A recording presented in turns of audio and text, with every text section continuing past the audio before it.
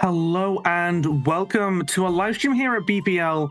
We've got a fascinating match up ahead for us. Hongsa and Bluerose, a rematch that is going to be meaning everything for these two teams, putting everything on the line, because a loss is going to be putting them out of the series, and I don't think either of these teams want that to end for them. But I'm going to be casting this as with Carbon today. How are you doing? I am doing pretty good. Now, last time these two teams decided to face off early on in this playoffs, it was Bluerose who got the upper hand, coming away with the big victory.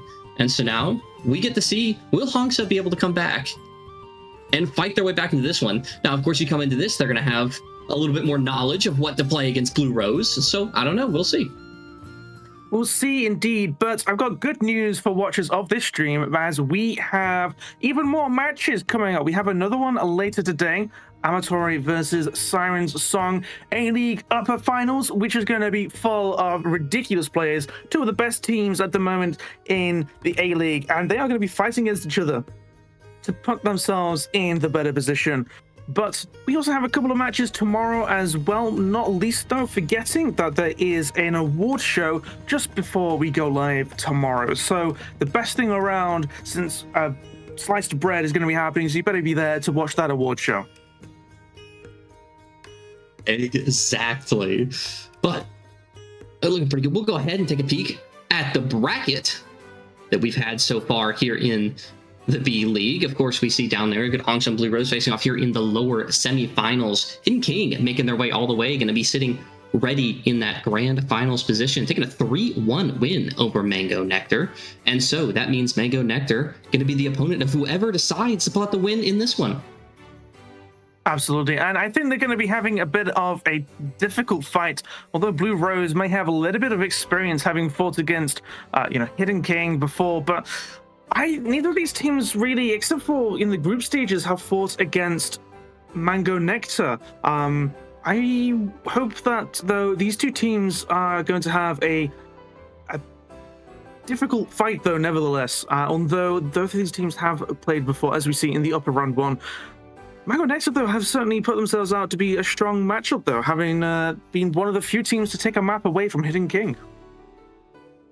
Yes, they have. And, they may sit in the lower finals, but honestly may just give them that extra drive they need if they can find the win in their next matchup, if they make it to the grand finals, to get that win. Here, we'll take a look at the Hongsa roster. I think they're going to be coming back with a vengeance in this one. I mean, you come out from the loss early on in the playoffs from the team. It puts you in the lowers pretty early on, and they have fought hard and worked their way into this point, and I think they're going to be coming back and biting hard. Yeah, absolutely. And you've got a couple of flex players as well. So I'm going to be interested to see how these two teams are going to be playing out. Hongsa, though, with a roster that seems to favor a little bit of flexibility around the kind of DPS positions as well, with a couple of options available for them on that tank position. It will be interesting to see what they decide to do and who they decide to put in and what comps they decide to roll out here, of course, because we are working on the new patch. There, I believe, there will be no demon. But regardless, probably wouldn't see her too much anyway. Yeah, but that's okay. Yeah, I wouldn't be surprised to see that team forcing some Junkrat 2 Warwicks from Hongsa, well known for playing that. But why don't we have a quick look at Bluerose's composition? A little bit different from their counterpart, the winners previously, with some new faces as well. Beast Beans being the first time that they have played in BPL, while the rest of these players have played in a lot of different matches here in this community. Yeah, it'll be interesting to see what we can do here, of course, because they do have that camaraderie. They have been playing together, and of course, Best Beans coming in his first little season, and of course, making it this far into the playoffs already. Some can see that as a win in of itself, but they're going to want more, and I think they're going to be clawing for more. But interesting, I think it is going to be a very brawl-heavy matchup from both teams, and that's kind of just where things drift the farther we go into most seasons, it seems. But I think brawl will end up being the name of the game. Yeah, and both of these teams as well seem to have a preference for Lucio, but Lucio has unfortunately been having a little bit of a weaker part in the meta so far. What do you make of that? You know, I think it's interesting, and also I think it's a little needed and nice. Also, Lucio, he's been in meta forever. It's kind of nice to have a little bit of a break there and a little more flexibility, you know, to be able to throw in that Mizuki. And I know there's some teams throwing in that Brig with the Juno as well. I mean, it's fun to see some of these other main supports coming out besides just running the Lucio down every game. I suppose so. Although, Lucio, my boy, I am so sad to have seen them being struggling a lot. But we do have our first ban already from Hongsa with that Hog. And I have seen Bluerose, they used Hog last time when they were fighting against each other.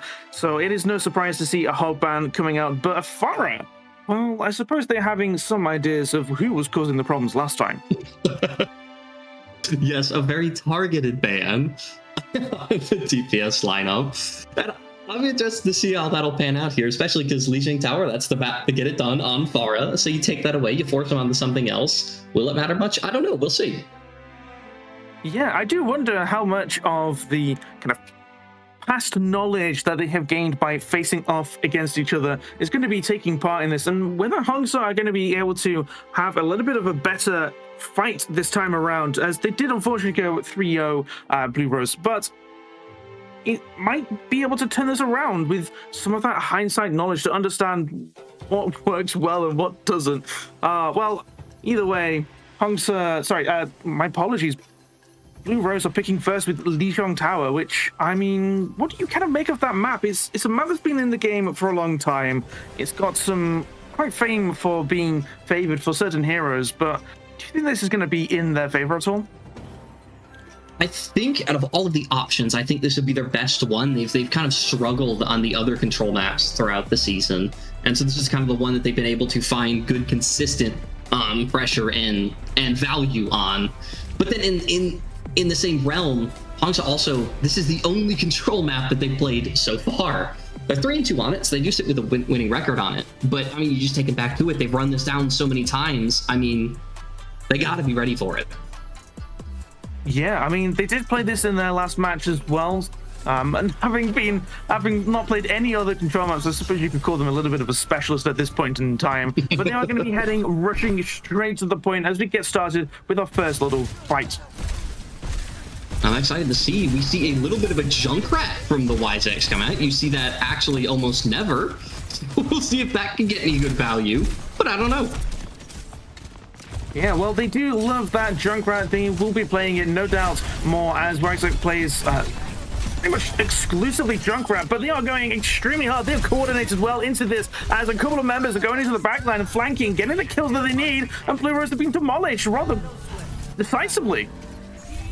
This is why it's so fun to watch, because they've built this around the Junkrat. A lot of what they do, they coordinate so well with YZX. They let him go on those flank angles to where it forces Bluerose's attention well away from where it needs to be and just makes them take that extra, like, little step of time.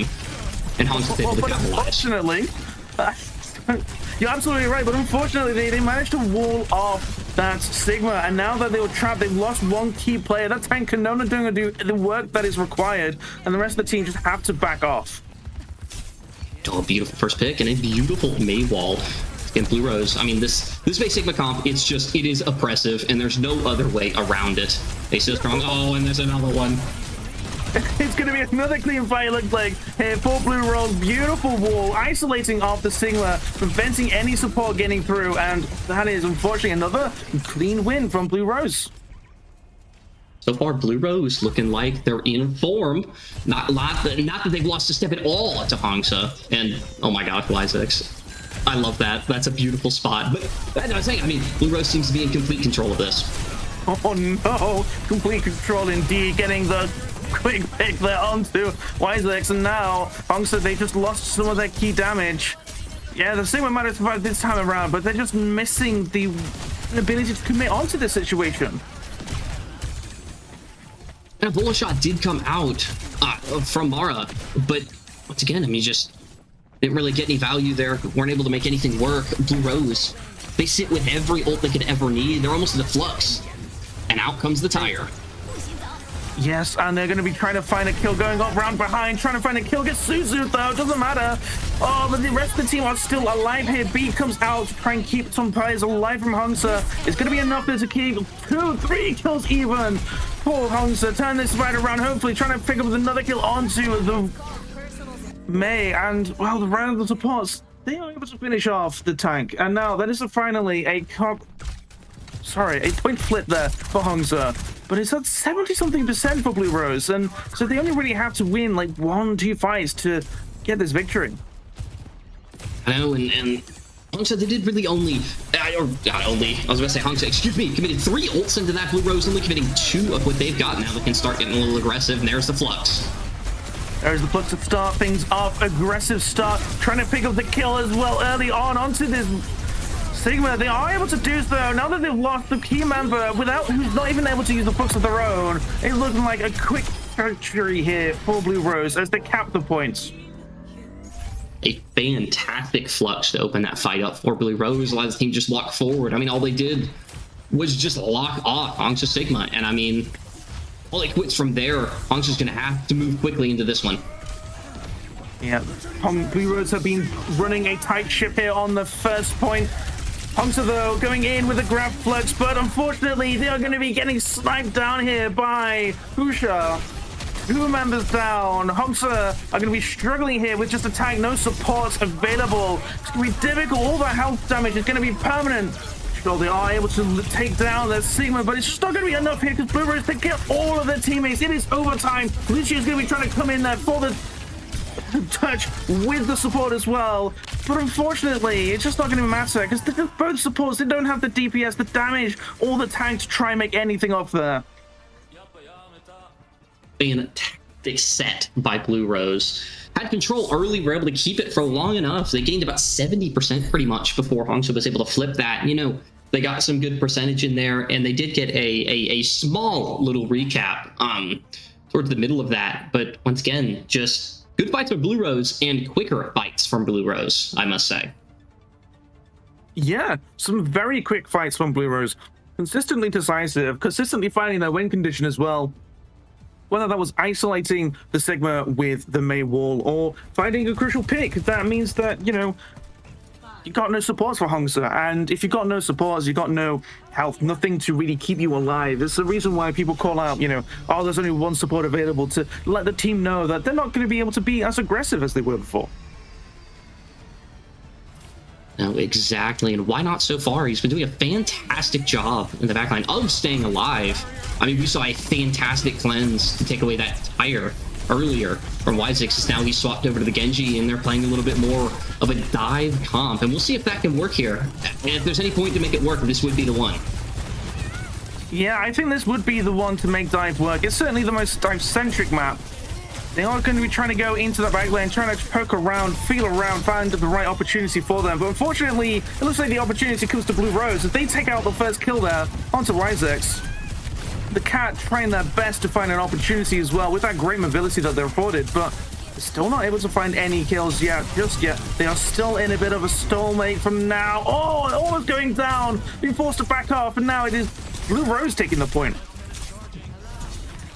Well, Hongsa, they had really good pressure up front there for a little bit, but once again, I mean, they just weren't able to find any good picks there, and now almost a little bit of a stagger there coming out, but no.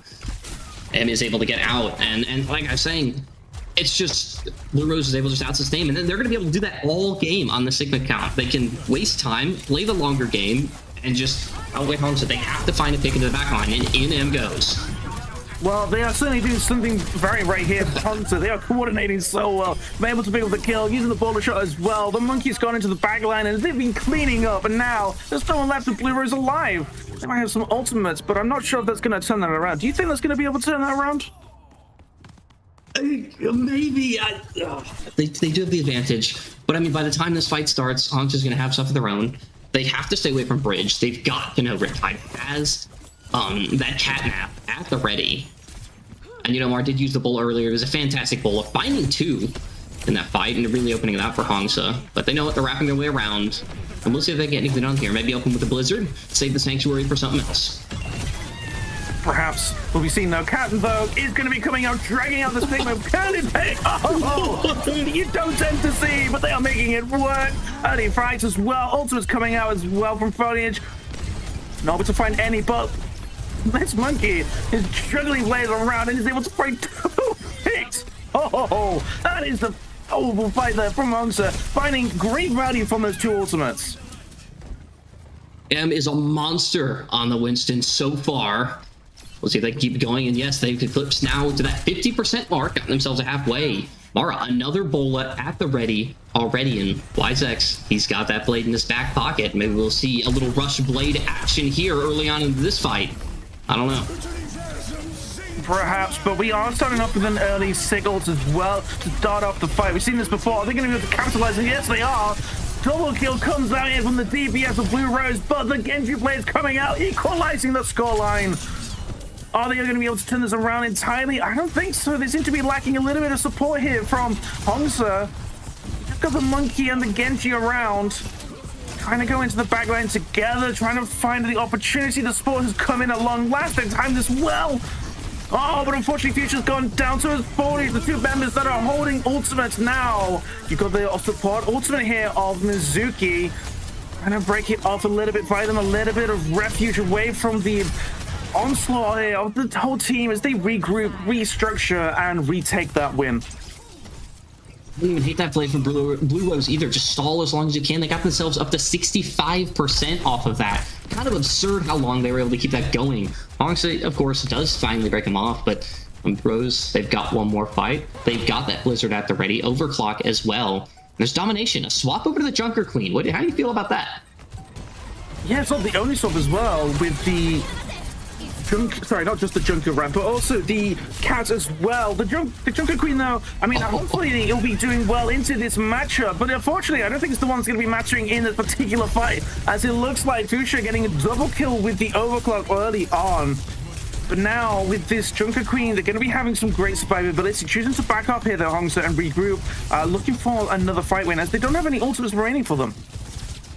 Well, they kind of got nothing to work with, and I mean their closest is Wise with the blade, but how fast can he really realistically build that here? And Bluerose doesn't have anything to work with either. A dry fight, but it's Mara with the first pick. Yes, it is in fact Mara by the first pick. Unfortunately, 2 picks there as well from Hongsa, starting to break out this early win, perhaps as they finally clean up the remaining members.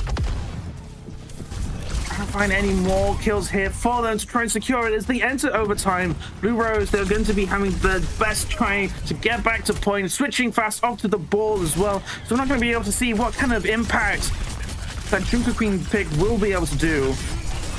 But going with a ball here, trying to get back into the fight quickly. Another ultimate is popped here from Rex. Isn't able to find any kills just yet. Oh, never mind. I spoke too soon. He's able to find one on the Cat out of all things, chasing them down. 2-3 kills here from Hongsa. And now it's just Foliage remaining on the point. No ball, no Genji, no Cat to speak of. You might be able to throw out a Maywar Ice, but it doesn't matter because there's no one else to come around and help you at just the point. Nobody else. Fantastic set there from Hongsa, and so they'll tie things back up to 1-1, and so we will see that 3rd point here on Lijiang Tower. It's interesting because Bluerose, I think, did a really good job of when they were down. They stalled point as long as they could. They got themselves up to 60%. I mean, of course, it did put them back in that 1-5 territory as we saw, and they did extend it to once again because they're able to just stall longer. But Hongsa, they gained themselves such an early lead. Bluerose could not catch back up. No, they could not catch up to that strong lead that Hongsa had started out early on in that particular map. But we are now on the final control point of Lijiang Tower. These 2 teams, well, it seems like Hongsa are going for yet again another similar strategy to try and get their team as far forward as possible for a good position early on.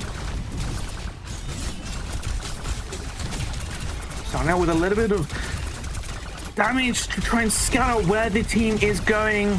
They are trying their best, though, to find and hold the line, though, with this Orisa. Using what abilities they have, all the cooldowns are slowly coming out, trying to cycle between them as much as possible. Oh, but they're trying to boot them up as much as they can, but thankfully they are staying alive, staying on the point. Still got more teams just kind of eking out a little bit of damage here, and now there's none left. Domination. as this, I believe, is Hongsa's first win and first point, now controlled by them quite decisively. But they changed the strategy here, Bluerose. They're not going with the same sort of composition that they were going before. Why do you think that might be? No, they did. They want to get rid of him. They want to get rid of this Winston. That's why they've gone this Reaper. They've gone this Brig to try to protect the back line. But I don't know if it's, honestly, watching that first fight, I don't know if it's going to be enough. I think this Orisa is honestly going to hinder them more than it's going to help them. But we'll see what they can get done here, as Domination does find the first pick.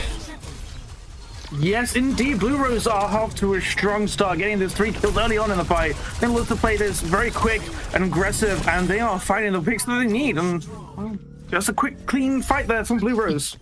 As simple as it gets. It's a Bluerose. Of course, they did make up those swaps. They've got a little bit of different comp going out here. They do have that rally in their back pocket ready to go, and Hongsa doesn't really have anything of their own. They did use Ebola in that last fight. I don't believe it actually connected with anybody. I believe it hit the wall.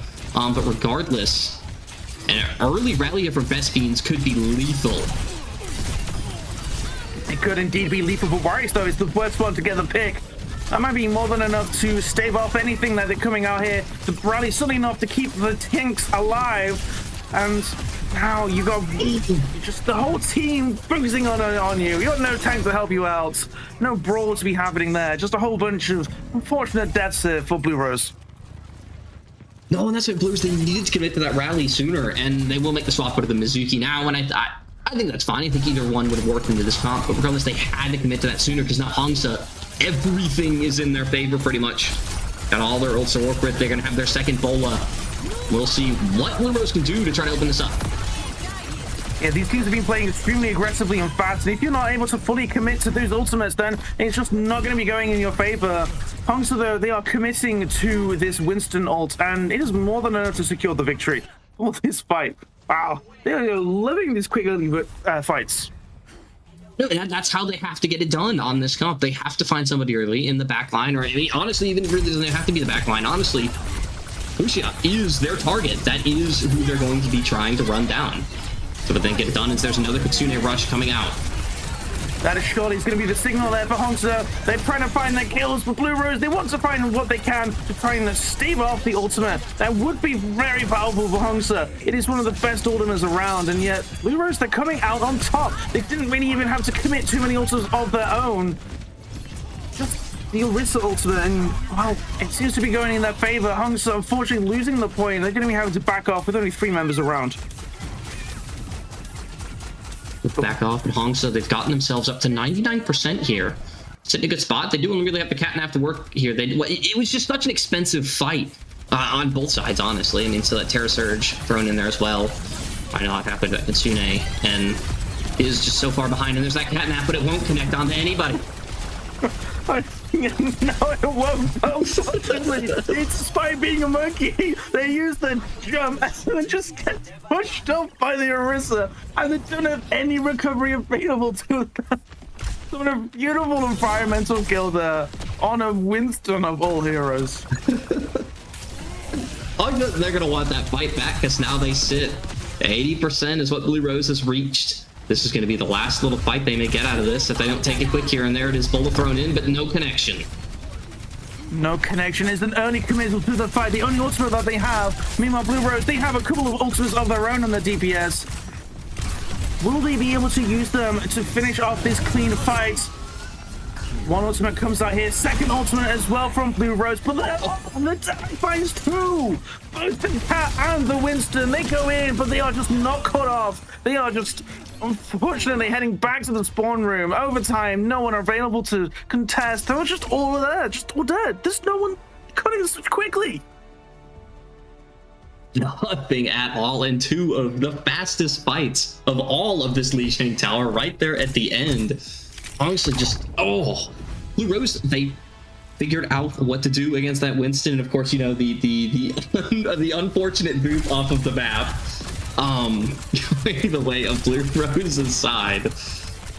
And it's just, it's a tough matchup. Because I think Hongsa, they came that strong. They got to that 99%. They had it in the bag. They knew what they had to do. They had to find an early pick in the backline. They had to run down that Cassidy.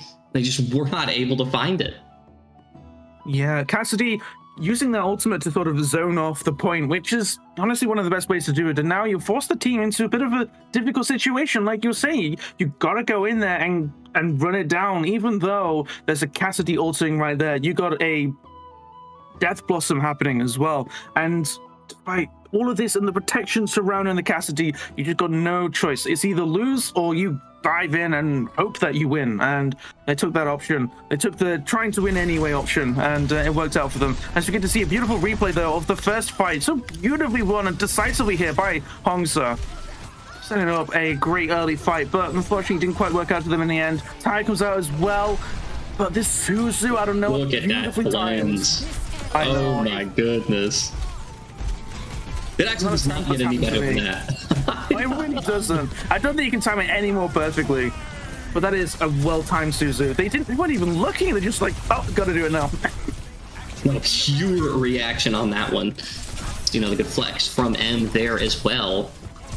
I mean, you know, this first map, it did go the way of Bluerose right in the end, but Hongsa, they did put up a fantastic fight on the second map here. Oh, and here's that rock right into the cat, taking both out of the map. Lucky. Well, I mean, I think you take that trade any day of the day, though. Oh, yes. To be able to get any value out of Catnap already, it's a miracle, it seems. We're just getting to see so much beautiful plays here. Genji Blade as well. They found two. That really turned the fight for them.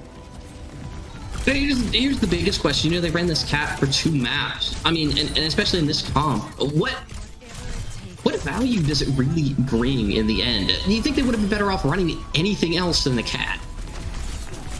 I think the cat is quite strong at the moment. Sure, cat has seen quite a few nerfs recently, but with how cat sort of plays, playing as a very mobile main support, which is really what you really want to be trying to do. And with the last Lucio, I guess really your main choices are cat or Mizuki. And well, if you're playing dive, cat works really well. But if you're in against that dive, if you're playing that Mizuki, you got that chain available to you. So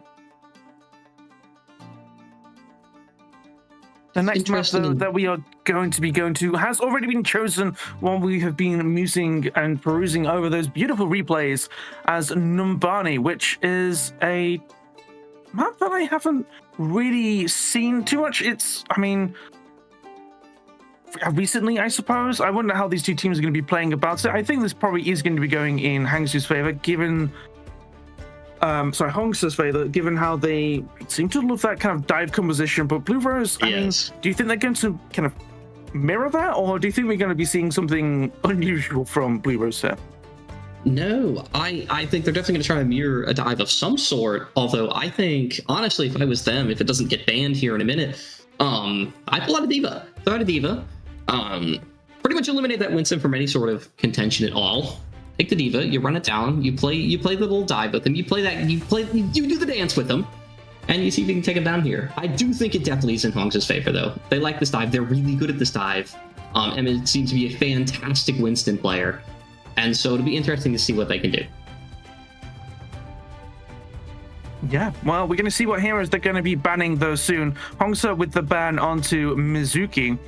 But Bluerose, they have the opportunity to ban a hero of their choice as well. And it's going to be that Monkey, which I wouldn't be that surprised about. But that does still leave that Diva open. And I feel like Diva is usually just the better choice over Winston. But what do you say? Or do you think I'm being a little bit too mean towards Winston? No. It's not so much Diva being, better. It's just Diva kind of shuts down Winston. It makes it just kind of impossible to really get anything done on the Winston. It makes him kind of useless. And so, I don't know. We'll see. I'm actually kind of curious because if I was Hongsa, I would have just banned a random tank, ban somebody on Tank Hazard or somebody that you don't want to play against. And make it so they cannot ban either the Winston or whatever they wanted to ban, do the Protect ban on the tank, but they didn't. They opted to ban the Mizuki. So, which I think is still a fantastic ban. That is the one that runs down the opposing diving tank. But I don't know. I think it's interesting. Oh, definitely. It's not something that I would be expecting, but Mizuki with the abilities that are afforded to Mizuki, where you can go on those flanks, you can use that speed. We have seen quite a bit of development in how Mizuki gets played, and those anchors as well. You can definitely cause quite a bit of mayhem to any team that's diving you. But like you said, they didn't go for that protective ban by banning something on the tank. So I suppose they might be expecting that. It's like, well, if we're going to ban this, we're going to value the support ban much more, because it's going to allow us to play that cat maybe a little bit more aggressively than we would otherwise want to. Maybe we feel a little bit stronger playing into that kind of cat versus,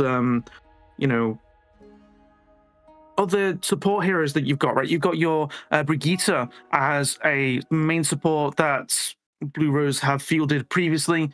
So maybe they just feel more comfortable playing that rather than, banning some other tank, which realistically, what kind of choices do you have available there? It's because Bonnie, it's one of those maps that a lot of teams like to stray away from and don't like to play, because it is a little bit harder to play in some of the other maps, and it's not as versatile as a lot of the other maps.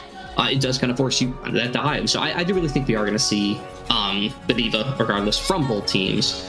Although, I guess I should just shut my mouth. So we see a Hazard and Bluerose showing a Hog. Well, I think this is why Hongsa chose to ban the Hog. The Hog has been seen to be quite a potent choice in earlier matches, and unfortunately that Hog ban has already been used by Hongsa, not able to get that early match victory there on Li Zhang for them. But I suppose on this map they might be having a bit of a stronger choice with that match hand lineup, and Hazard as well. Well, Hazard's been receiving a lot of buffs recently, especially in this most recent patch. I suppose Blizzard are very scared of seeing a double shield meta again, and so kind of really trying to strengthen Hazard, right? I think so, and I also am of I love the cat hog. That is how you get it done. But Hazard, I think, was already in a very good state. He did not need, I think, any buffs. But once again, I think moving forward, a lot of these teams are going to start using Hazard just kind of in general. He's very strong, and there's a good hook on the Wisex, and down he falls. That is the early pick that you need with the Hog. That's exactly how you're playing a double kill already out of nowhere. Oh, it doesn't matter, though, that your support is trying to build kills elsewhere. But Hongsa, they've lost 3 members already to that Hog. Just waltzing in, hug and kill. And there's that. That is first point getting captured there by Bluerose. And now you got a Hazard. Oh, almost getting them. Run, and he does actually end up getting out of that. That's kind of crazy. Oh, no. Unfortunately, the Freya does not manage to get out there early. They basically just arrive in the fight, and the first thing that happens is that they have a Hog hook right there in their face, delivering them to the spawn doors by yours truly, the Roadhog. And I think you are definitely correct. Why this got banned first? Foliage is 57, does find a nice kill. I mean, M returns one in the back line, but it's just not as important. There's another hook. The Bola does come out. And it catches 3, but no kills. Indeed, and now they're finally be able to find a little bit of stability in the chaos that was coming from before, and they've sort of managed to build up a couple of ultimates as well from both of these teams. How do you think they are going to be able to use that in this next fight? I don't know, this downpour, once again, I think is... And you can quote me on this, top 3, if not 5 strongest ult of... Oh, he does get back. He hits his jump back just in time. The downpour doesn't actually connect on anybody, but once again, I called downpour was going to be used first. They did throw it out, but no value. No, they weren't able to, unfortunately, but it is going to be more than a threat to kind of force them out of certain positions that would otherwise be a little bit difficult with that cat bastion there flying around with the Roadhog ultimate going on. And now they're just starting to kind of set up just a little bit, but you've got these support ultimates available this time around. Cat coming out, not able to find anyone, unfortunately, but it is more than enough there to find another kill. 2 kills even by Hongsa. That is the opening picks that you need. And Bluerose, they're going to be forced to back up immediately. With a fantastic fight, but I must give a little shout out to Why Not There. Another fantastic cleanse. That catnap would have gone through, would have taken at least domination a little bit closer to the edge. And what is that hook? No. These fights are ridiculous, and that might just be the opening pick the Bluerose need to try and get this fight started around the corner. Looking for the opportunities, trying to find them. A cleanse comes out as well, another ultimate here, trying to find what they can. Ginchi Blade is not able to pick any, instead goes down there by the hands of Bluerose. But he does not have to find any with Blossom either. But they are still able to hold on to this corner for now. Coach gun away the hazard. He was looking for a nice juicy pick there onto the back line. But unfortunately, domination eventually goes down, whipped down by the team, and that is going to be more than enough for Bluerose to have to be forced back off. Forced back off, and it's M. He's so close to that downpour once again. And that first one, of course, it didn't connect onto anybody. But as I was saying when I was trying to mention downpour last time, I do think it is one of the best ults in the game currently. This time it's just a stun for so long, and what the heck was that? I don't know. I mean, that's one way. What is happening? Hongsa is picking up those kills. Hongsa, unfortunately, they did so well in that early corner, but now they're just getting dismantled, and Bluerose are getting a lot of cart breakers here. What an interesting wraparound for Bluerose there, and it works well. They're able to find a quite a goofy pick, if I do say so myself. Lose it with that Bob at the ready. They don't really have anything else. The whole hog will be close enough to be ready. Let's get that downpour inside of Hongsa. We'll see if they use it to try to regain control of the point here. The cleanse once again. Oh no, took too well to boot. Oh, that is unfortunate. You might have been able to force out a little bit of one cooldown, but that cleanse is finding so much value here by Bluerose. They're playing it so well. And now they're just finding those kills, and Hongsa don't have anything to return. Nothing to return at all, and so they get the cap. 3 minutes, or just above 3 minutes, excuse me, as they start to get this cart progress moving forward. We'll see a little bit of swaps. Foliage is 57, on to the Cassidy. How do you feel about that? Well, I think it works out well for them in the Lijiang Tower, so... And on this particular point as well in the last bit, you got a little bit more of those kind of right ranges and sight lines that the Cassidy is going to be a little bit stronger at. Ultimates though coming out as well though for both of these teams. Support Ultimates trying to find the picks, but unfortunately it's going to be, they call me out, it's going to be the one going down. That's a lot of assist on that kill. Wow, I don't think I've seen that at all. They did not let M escape from that, and now the swap over to the Malga.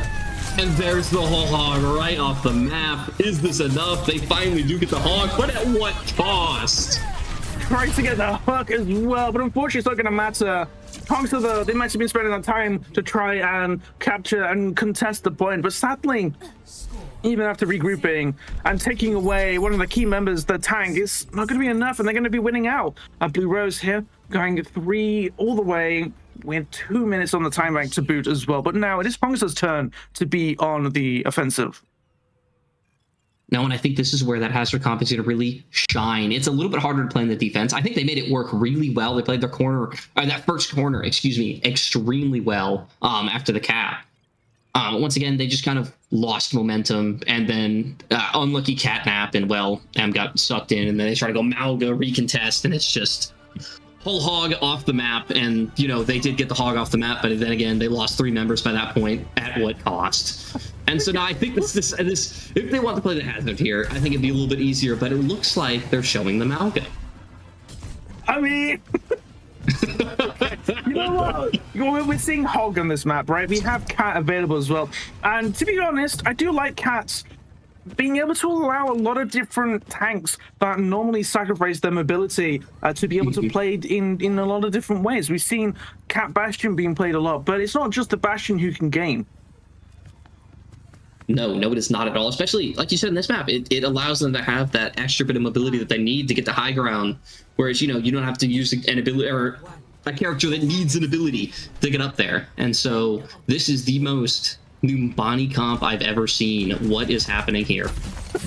They really are committing to this Malga as well. I thought this might be just a bit of a bait towards the casters, but no, they got the Malga all the way up onto the high ground, trying to get rid of them immediately, but it's not going to matter. Domination's dominating with that hook. Gets the kill onto Mara. Y6 though trades out onto their counterpart Foliage. Best Beans, though, is going to be equalizing the scoreline just once more. And now with Hongsa, there's just nobody remaining. And unfortunately, could they call me as Mauga? It's not going to be making the kind of plays that you need to replace, I suppose. Oh. Surely they get off this Mauga. But no, they're going to give it one more go, but it doesn't matter as Bara dead again.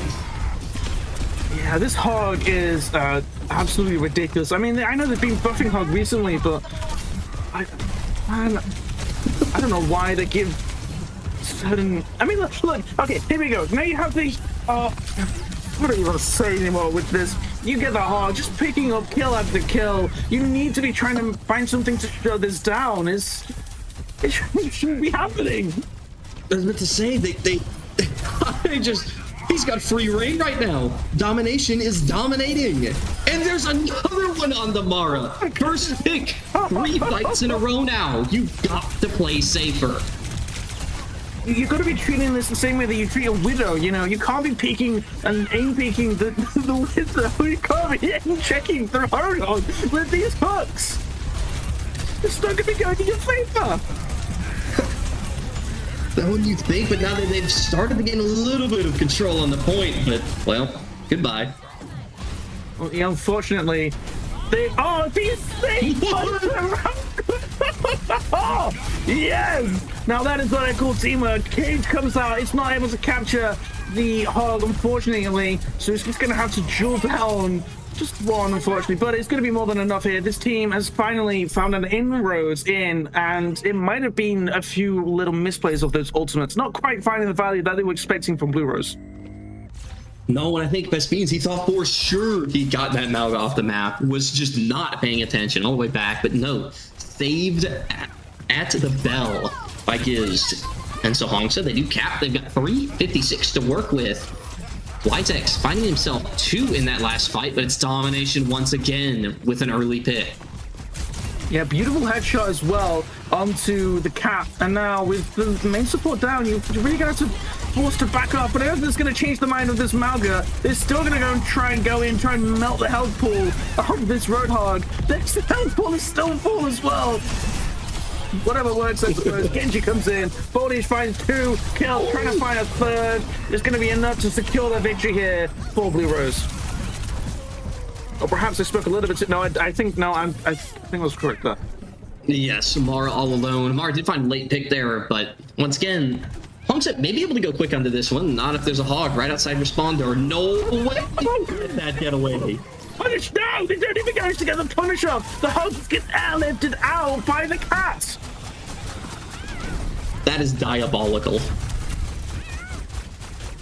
Well, they're going to be seeing a little bit of different place there. They are managed to get out of the spawn door this time around. No Hog to get an early pick. Gets blocked though, thankfully, by the Mauga charging in. I guess there's one way to start it, but it's not going to be enough with Basket. You're all there by yourself. No! Gets headshot. Weissig there with the Genji blade tries to find one. But domination. They have a different word. They're going to be using their ult, their Hog, to really secure, prevent you from going any deeper into that backline with their ult. Oh. Not looking out so well here. Both teams are currently standing at a way. Oh, gets grabbed, gets hooked as well, getting bullied by this Mauga. Unfortunately, has no choice, no way to move around. And that is going to be a victory there for Bluerose on this fight. But how are they going to be able to set him next time? It's going to be interesting because, once again, Bluerose is just, they know they can play so aggressive here with the Hog. Hongsa is not respecting it at all. And, you know, they've started to here towards the end of this, but I mean, once again, the Cat Hog has just been all over him. Hongsa, they do have a little bit of ults to work with. They do have that cage. Maybe they can try to trap the cat here in this one. Kitsune, and of course the Catnap at the ready, but the Catnap not going to be too useful, and a nice deflect from Weissig. And then it's going to be enough to secure a beautiful kill there onto domination. Now with pain gone, it's still not going to be enough because, well, Bob is going to be coming out trying to chip away at the health, really isolate what space they have and not allow them to progress the car while the Hog is down. And now the Hog's got the time to come back from spawn and cause mayhem again. Are they going to find one hook, one kill? Oh, they are able to find the kill to the attack. No! This is terrible for Hongsa. Oh, they do have so much time wasted. Actually, it's just so much useless time, so much empty space. At some point, you got to just say, hey, let's reset, work as a team. Like, you know, you're right. They've still got 3 of their ultimates there ready to go. But, I mean, once again, I don't know where there's another hook, Mara, again. I've never seen a Tracer try and 1v1 a hog like that. I don't know what rank this is anymore. I can't tell if this is my own comp games. I haven't seen Tracer go up and try and 1v1 hogs.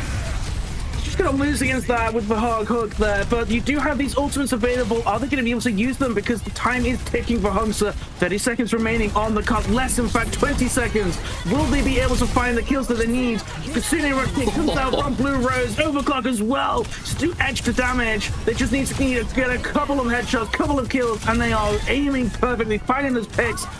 Cat is able to come out, is able to try and find the kill here onto foliage.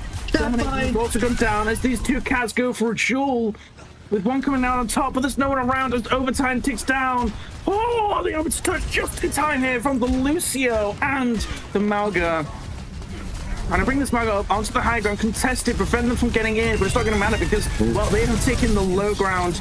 You might have the cage available, but it's not going to matter if you're able to find those hooks that you need. It's going to be melting down, it's focusing down this Malga. Malga goes down.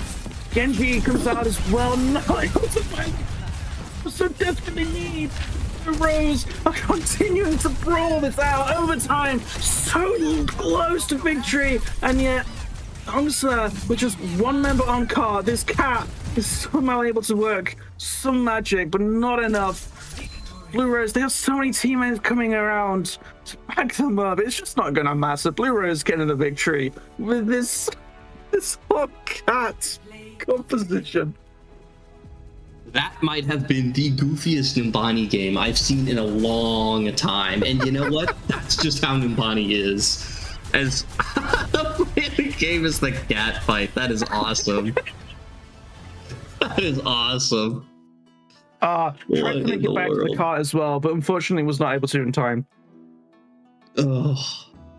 But like I say, I mean, I don't even, for most of the time, I will say I don't even think they played that map poorly. It's just they made dumb mistake after dumb mistake. And they just continued to chain them together. They wouldn't respect the hog. Mara refused to respect the hog for most of that game. And I mean, just got punished for it every single time. No. The hog I think it's going to be a hog highlight reel. I think so. I think this is just a hog highlight reel. A hog highlight reel. Beautiful hook after beautiful hook that won every single fight. That is ridiculous. Please, yeah. Highlight I wanted to see. That is awesome. There, but again, you have to, like you were saying about this, you do have to adapt, understand your playstyle. You can't just play in a particular set way, especially when your opponents are throwing out hog cats. Okay, you got to adapt. You got to change the way that you're thinking about this.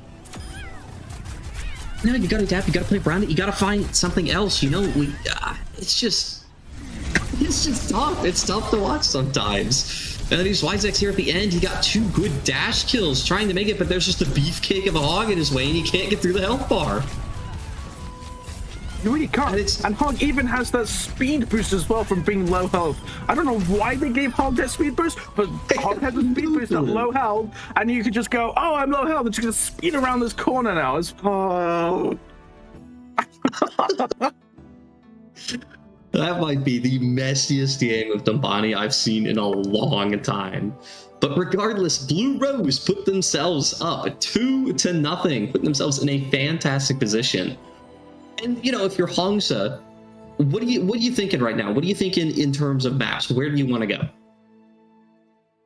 I mean, somewhere where Hog doesn't work.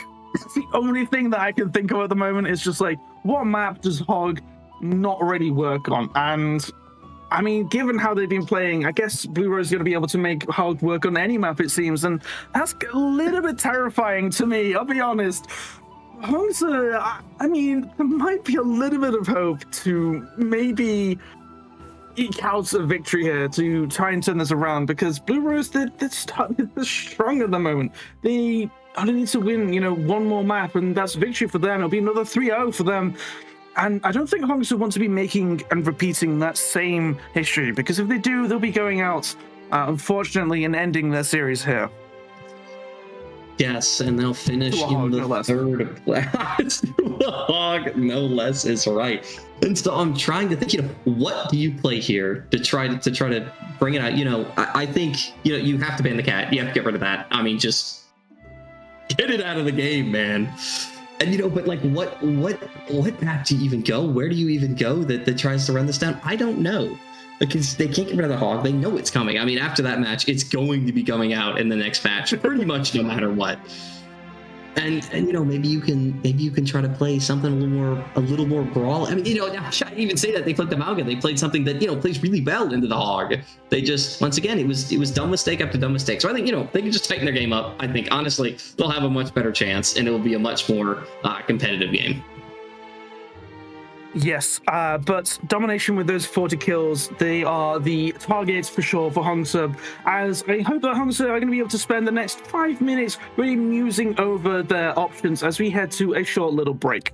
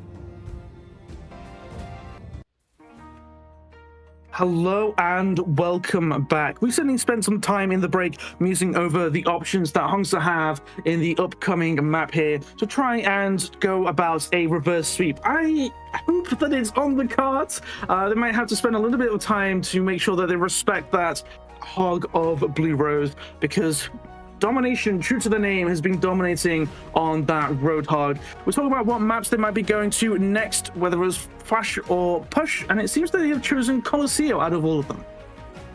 I don't think that's a terrible choice. I think that's, once again, there really wasn't any good option presented to them. So I think this is one of the better options that was presented to them. And, you know, of course, they can't ban out that hog, and so it will be the Sojourn that they decide to ban out. Oh, okay. Interesting. I would have thought you would have wanted to ban out that cat to prevent the rather humorous hog cat combo that Bluerose were throwing around. So, I mean, perhaps we might see a little bit of a different strategy coming out. Maybe, and I don't know, because Are they not expecting the hog here? Maybe they're not. I mean, I think everybody else is. At least me, I am. That's what I'm saying. Yeah, like this hog is definitely coming out. It dominated last game. It's got to be coming back out. Surely you ban the cat, but no, they opt to ban the Sojourn, which I don't think, you know, all things considered, you know, if we take out the hog cat, we take that out of the equation. I think the Sojourn is a pretty good ban. I mean, Sojourn's just strong. Both teams have been playing it pretty consistently throughout this, and the pivotal points. I think it's a good ban. But with the context of the hog, I don't know, man. I don't know. Yeah, I mean, I don't know why you would want to ban it. Like, are you trying to protect that Farah option? Are you trying to protect that Junkrat option? Those are two ideas that could be going on there, and maybe, but unfortunately, you're seeing some swaps as well from these players. So, you know, does that really matter? I don't know. I was about to say they can't even protect ban, you know, something like that Junkrat. Lux will be in for Wisex, and so they've taken away their resident Junkrat player. Just so funny to say. But I don't know. I really have no clue what they'll do here. But we do see a Lucio ban come out for Bluerose. Yeah. Not entirely sure what to make of that, but I suppose, you know, on Colosseo, you know, there's some straight lines you might need to use. I don't know what's the thing of this. I mean, you get rid of the beat option, and they haven't really been playing a huge amount of Lucio, in my opinion. I remember. Mostly just focusing around the cat as their main support, and then going with a Kiriko as their off support. So I'm not entirely sure what to make of that, aside from the occasional Lucio cat that we saw for the purposes of getting back to point quickly. So yes, I honestly think, yeah, it's just going to be a Kiriko cat, and then on the other side, Hongsa, they'll run the Kiriko Mizuki, which I you know, it honestly is just whatever. I don't think the Mizuki's really going to get much value here, or as much value as they're really thinking. Once again, they just let this hog cat run rampant, and this Mizuki is, I don't really think, going to be able to hold that in check.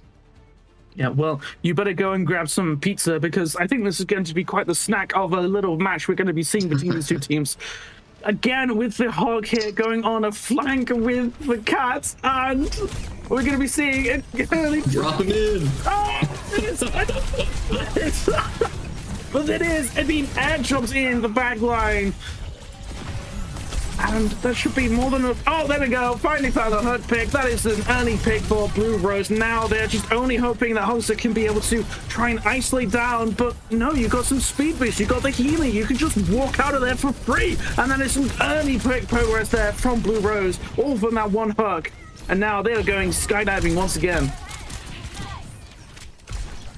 Skydiving once again is correct. And oh no. Nara once again with another pick, but marching its way forward for Bluerose. Hongsa, I like a lot of the comp they're running here. I like what they put together for this one. I like the Orisa into this, but it's just not enough. And Look, you see it here. Right past M. Doesn't even see it up top. You've got to be looking for it at this stage of the game. The cleanse does come out, but at what cost? I know. I mean, sure, this map might not be going in the favor of a Roadhog, but at the same time, they've just been given so much time to go fishing and fishing for another hug. If they find another one at all, Beautiful Cleanse tries to prevent the kill, but it's just not going to be enough because you're just going to allow the rest of the team to come in, finish off the pick, and they are already making tremendous card progress, and they are fighting practically at their spawn. What is this? Hongsa, they've got to group. They've got to get together for this. They're just playing a team deathmatch out here. It seems they're, you can tell they're talking to each other, but it's not enough going on. They're not letting each other know what's going on. Oh, and there's another pick. Lara gone once again early. Just got caught in the backline there. Just could not escape. And that's just more time wasted as Bluerose has found their way to the checkpoint. Indeed. They have found their way all the way to the checkpoint. They have managed to build up all of their ultimates as well in this whole time. Hongsa with the looks going here with the ultimate of their own. Trying to find a couple of picks. Not able to find any. Unfortunately, Inari finds one of their own though onto the support of Hongsa. Parasite coming out is not able to find one, but it should be more than enough to get the kill onto Beast Beans. But Domination is still around. If they're able to find at least one or two pokes with that hug, then it's going to be all over. Doesn't matter. Bluerose getting a strong victory for now, being pushed. Oh! Well, that's one way to deal with the hug. That is one way indeed. Push him off, send a spear into his chest, and off he goes. But once again, I mean, it's Bluerose just making progress, and now Hongsa trying out a cat strategy of their own, but they've opted for the ever so classic Bastion. And Ari, with a nice pick, finds a double, Riptide down as well, and the blade is pulled. No, but it's Genji's ulting right next to the team. Gets 2 kills, forces the tank away. Oh, they don't have that same space that they were able to control before from Hongsa. They lose the tank. Bluerose is in complete control of this match. A bola thrown, a bola taken off. Beans finds the kill on the Mara as well, so the trade does come through. Trying to bully that hog as much as possible. No, but they forgot the point.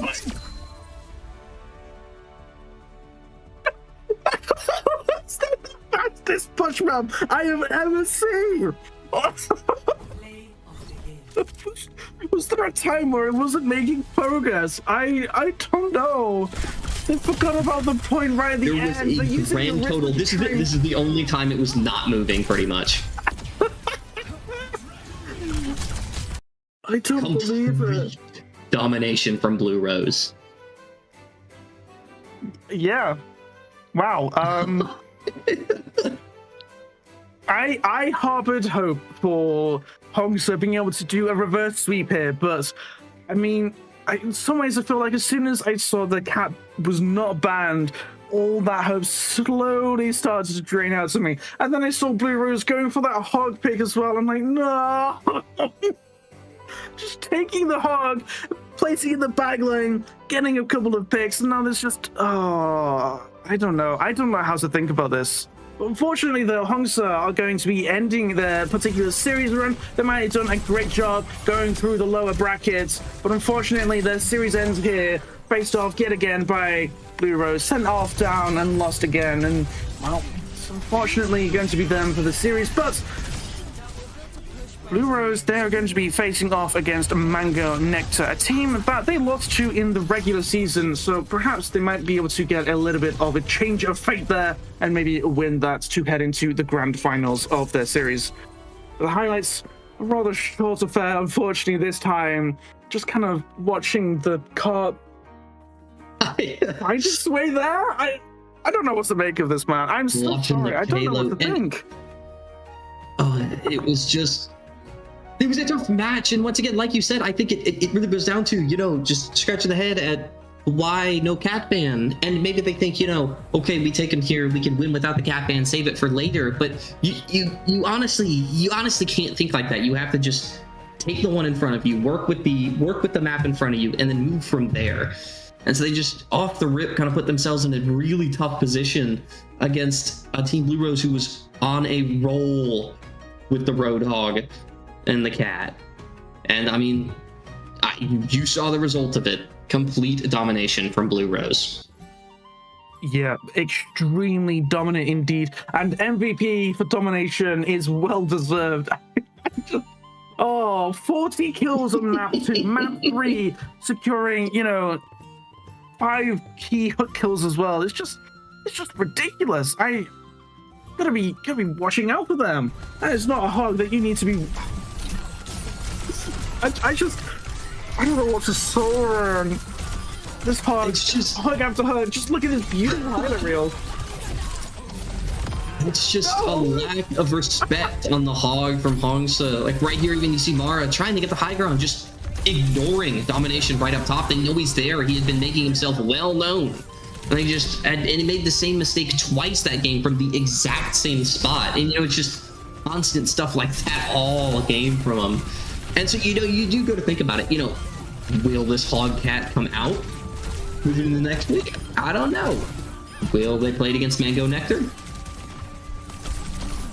Well, I wonder if they will be playing it against Mango Nectar, and given how well they've been playing it this time, I suppose you might as well at least have a go and try. Beautiful highlight reel as well from Domination. That's one that I think that they might be wanted to pop on their, on their socials in the future. It's certainly one that you want to be showing off. But we will be having, I believe, an interview with Hongsa in just a moment. And we also have another match as well later today. So it will be in about an hour's time, I think, the next match. So stay around for them. Balls. Hi. What's up? Hello. Hi. We lost. We know. We did. Yeah. We did. I don't know. I don't really have like a lengthy, intensely emotional diatribe or anything. We lost the game. It happens. I'm not really too upset about it. I had fun with the team though, but we just got at the end of the day. It happens. Yeah. I mean, I think we still had hog. a good turnaround after we entered losers bracket. I think we did come together and do better than we had throughout the rest of the season. So I think it was a good testament of our team being able to come back together and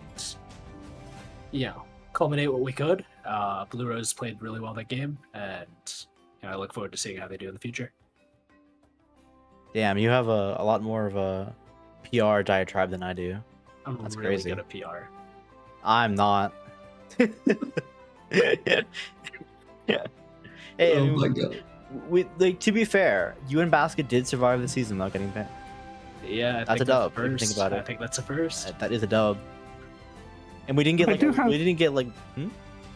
Sorry, I do have one question. As much as it's, I understand, I am a little bit confused by the ban on Sojourn on the final map. What was your thinking behind that? I wanted to make Fuchsia not play their best character, which I wasn't really playing Soj, and I can. So it's I think banning the Soj is fine, kind of. I don't know. It was just kind of throwing shit at the wall at the point. I mean, obviously we lost the map in 5 minutes, so who cares? But yeah, I think in retrospect probably picking Kalo was maybe a mistake. We probably should have picked, I don't know, Runa, but there's not a tactical, there's not a particular tactical reason. I just wanted to make their game plan a little bit harder. That was really about it. I think we won first map. We might have had a better shot, but I don't know. It was obviously one fight, so it is what it is. Yeah. The first fight was incredibly close, and it was certainly a joy to do that. Do you think that was mostly because of the hog ban that came out on Lijiang Tower, or was there something else going on? A little bit. I think we had more energy as well. Losing a nail biter like that kind of hurts, and then getting owned on Nimbani attack is kind of rough. I don't know. I don't have I don't think there's a particular reason that we did, or I mean, there's obviously the hog is the thing that everyone would say. I think we overall just lost the game. the Hog was causing a lot of issues, like to us, where we just don't play against it enough. We don't know how to play against it, even though it's ultimately not that hard. But like we tried the Maga Cat, which we have never played before, to be clear. But I don't know. We just tried to do something. That's really about it. Demon weren't banned in playoffs. Would have been a different Yeah, story. no, we were a Demon team, bro. We scrimmed 24 hours of Demon on release day. Messed up. And actually, that's a great question. What do you think of Demon, the newest hero that's been added to Overwatch? She sucks. Dog water. She's built $4. It's recent. Well, that's quite a that's an take there, and I think that's a fair take. To be fair, Demon definitely a weak character. I just don't quite. I mean, it's trying to do a little bit of what Reinhardt does, I suppose. It feels inspired by that, and then just sort of feels a little bit weak. Unfortunately, the mobility that Reinhardt sort of loses, and then sort of trying to give it back in a strange. I don't know. Anyway, you are unfortunately though heading out of the series, and it sounds like you made some great progress improving throughout the season. I hope to see you next season as well of BPL. Is there anything that you think about as we head on to the remainder parts of this season? We have a lot of exciting games ahead of us. I think we have Mango Nectar versus Bluerose next. That'll be I think it's a rematch. That'll be a good one. It is a rematch. Yeah. It is a rematch. Yeah, they played in the regular season. So they played in playoffs too. I remember they got 3 out. Yeah, I'd like to see how that goes. And that could be really telling for how finals will go. A lot of people claim there's a finals curse because the team gets like 2 weeks off of actually playing the game. So if that's how it actually ends up turning out, that would be interesting to see. But hopefully, every team will bring their best, and we'll have a lot of fun games to catch. And who do you predict is going to be taking that victory then? Probably Hidden Gang. Bluerose. They're actually going to play Inari for more than one map, and he's going to go in there and he just tear it up. Yeah. That's certainly a good prediction. What do you think, Carbon? I think I'm going to be in the contrary. I do think Mango Nectar is going to come away with that one. I don't know how well that hog cat is going to last him. I think they showed it here. They showed it worked somewhat, and I don't know if they're going to be able to carry that momentum continuing on. I think teams are going to shut it down. Well, it's certainly a match I want to look forward to and watch. I personally am going to be predicting that. I'm going to predict as well that Mango Nectar are going to be taking that victory, but maybe things have changed. Bluerose has certainly been playing quite well recently in the playoffs, only losing out to Hidden King in the playoffs. But I think that we might have all for today, at least for now. I do want to thank our 2 members here of Hongsa for coming in and joining us here on the stream to give a little bit of a thoughts about themselves and the team and so on and so forth. So I really want to appreciate them for all that they've done, and it's been an honor as well to cast and watch these 2 teams. But we do have one more match as well later today that you should definitely be hanging around and watching, so make sure to stick around for that. But that is all from me as I finish yapping up before we before the producer gets mad at me, I suppose. Exactly. But yes, look forward to that match later tonight. Ametori versus Siren's Song. The upper finals should be a banger. But yes, that's all from us here, and we hope to see y'all later tonight. Bye-bye.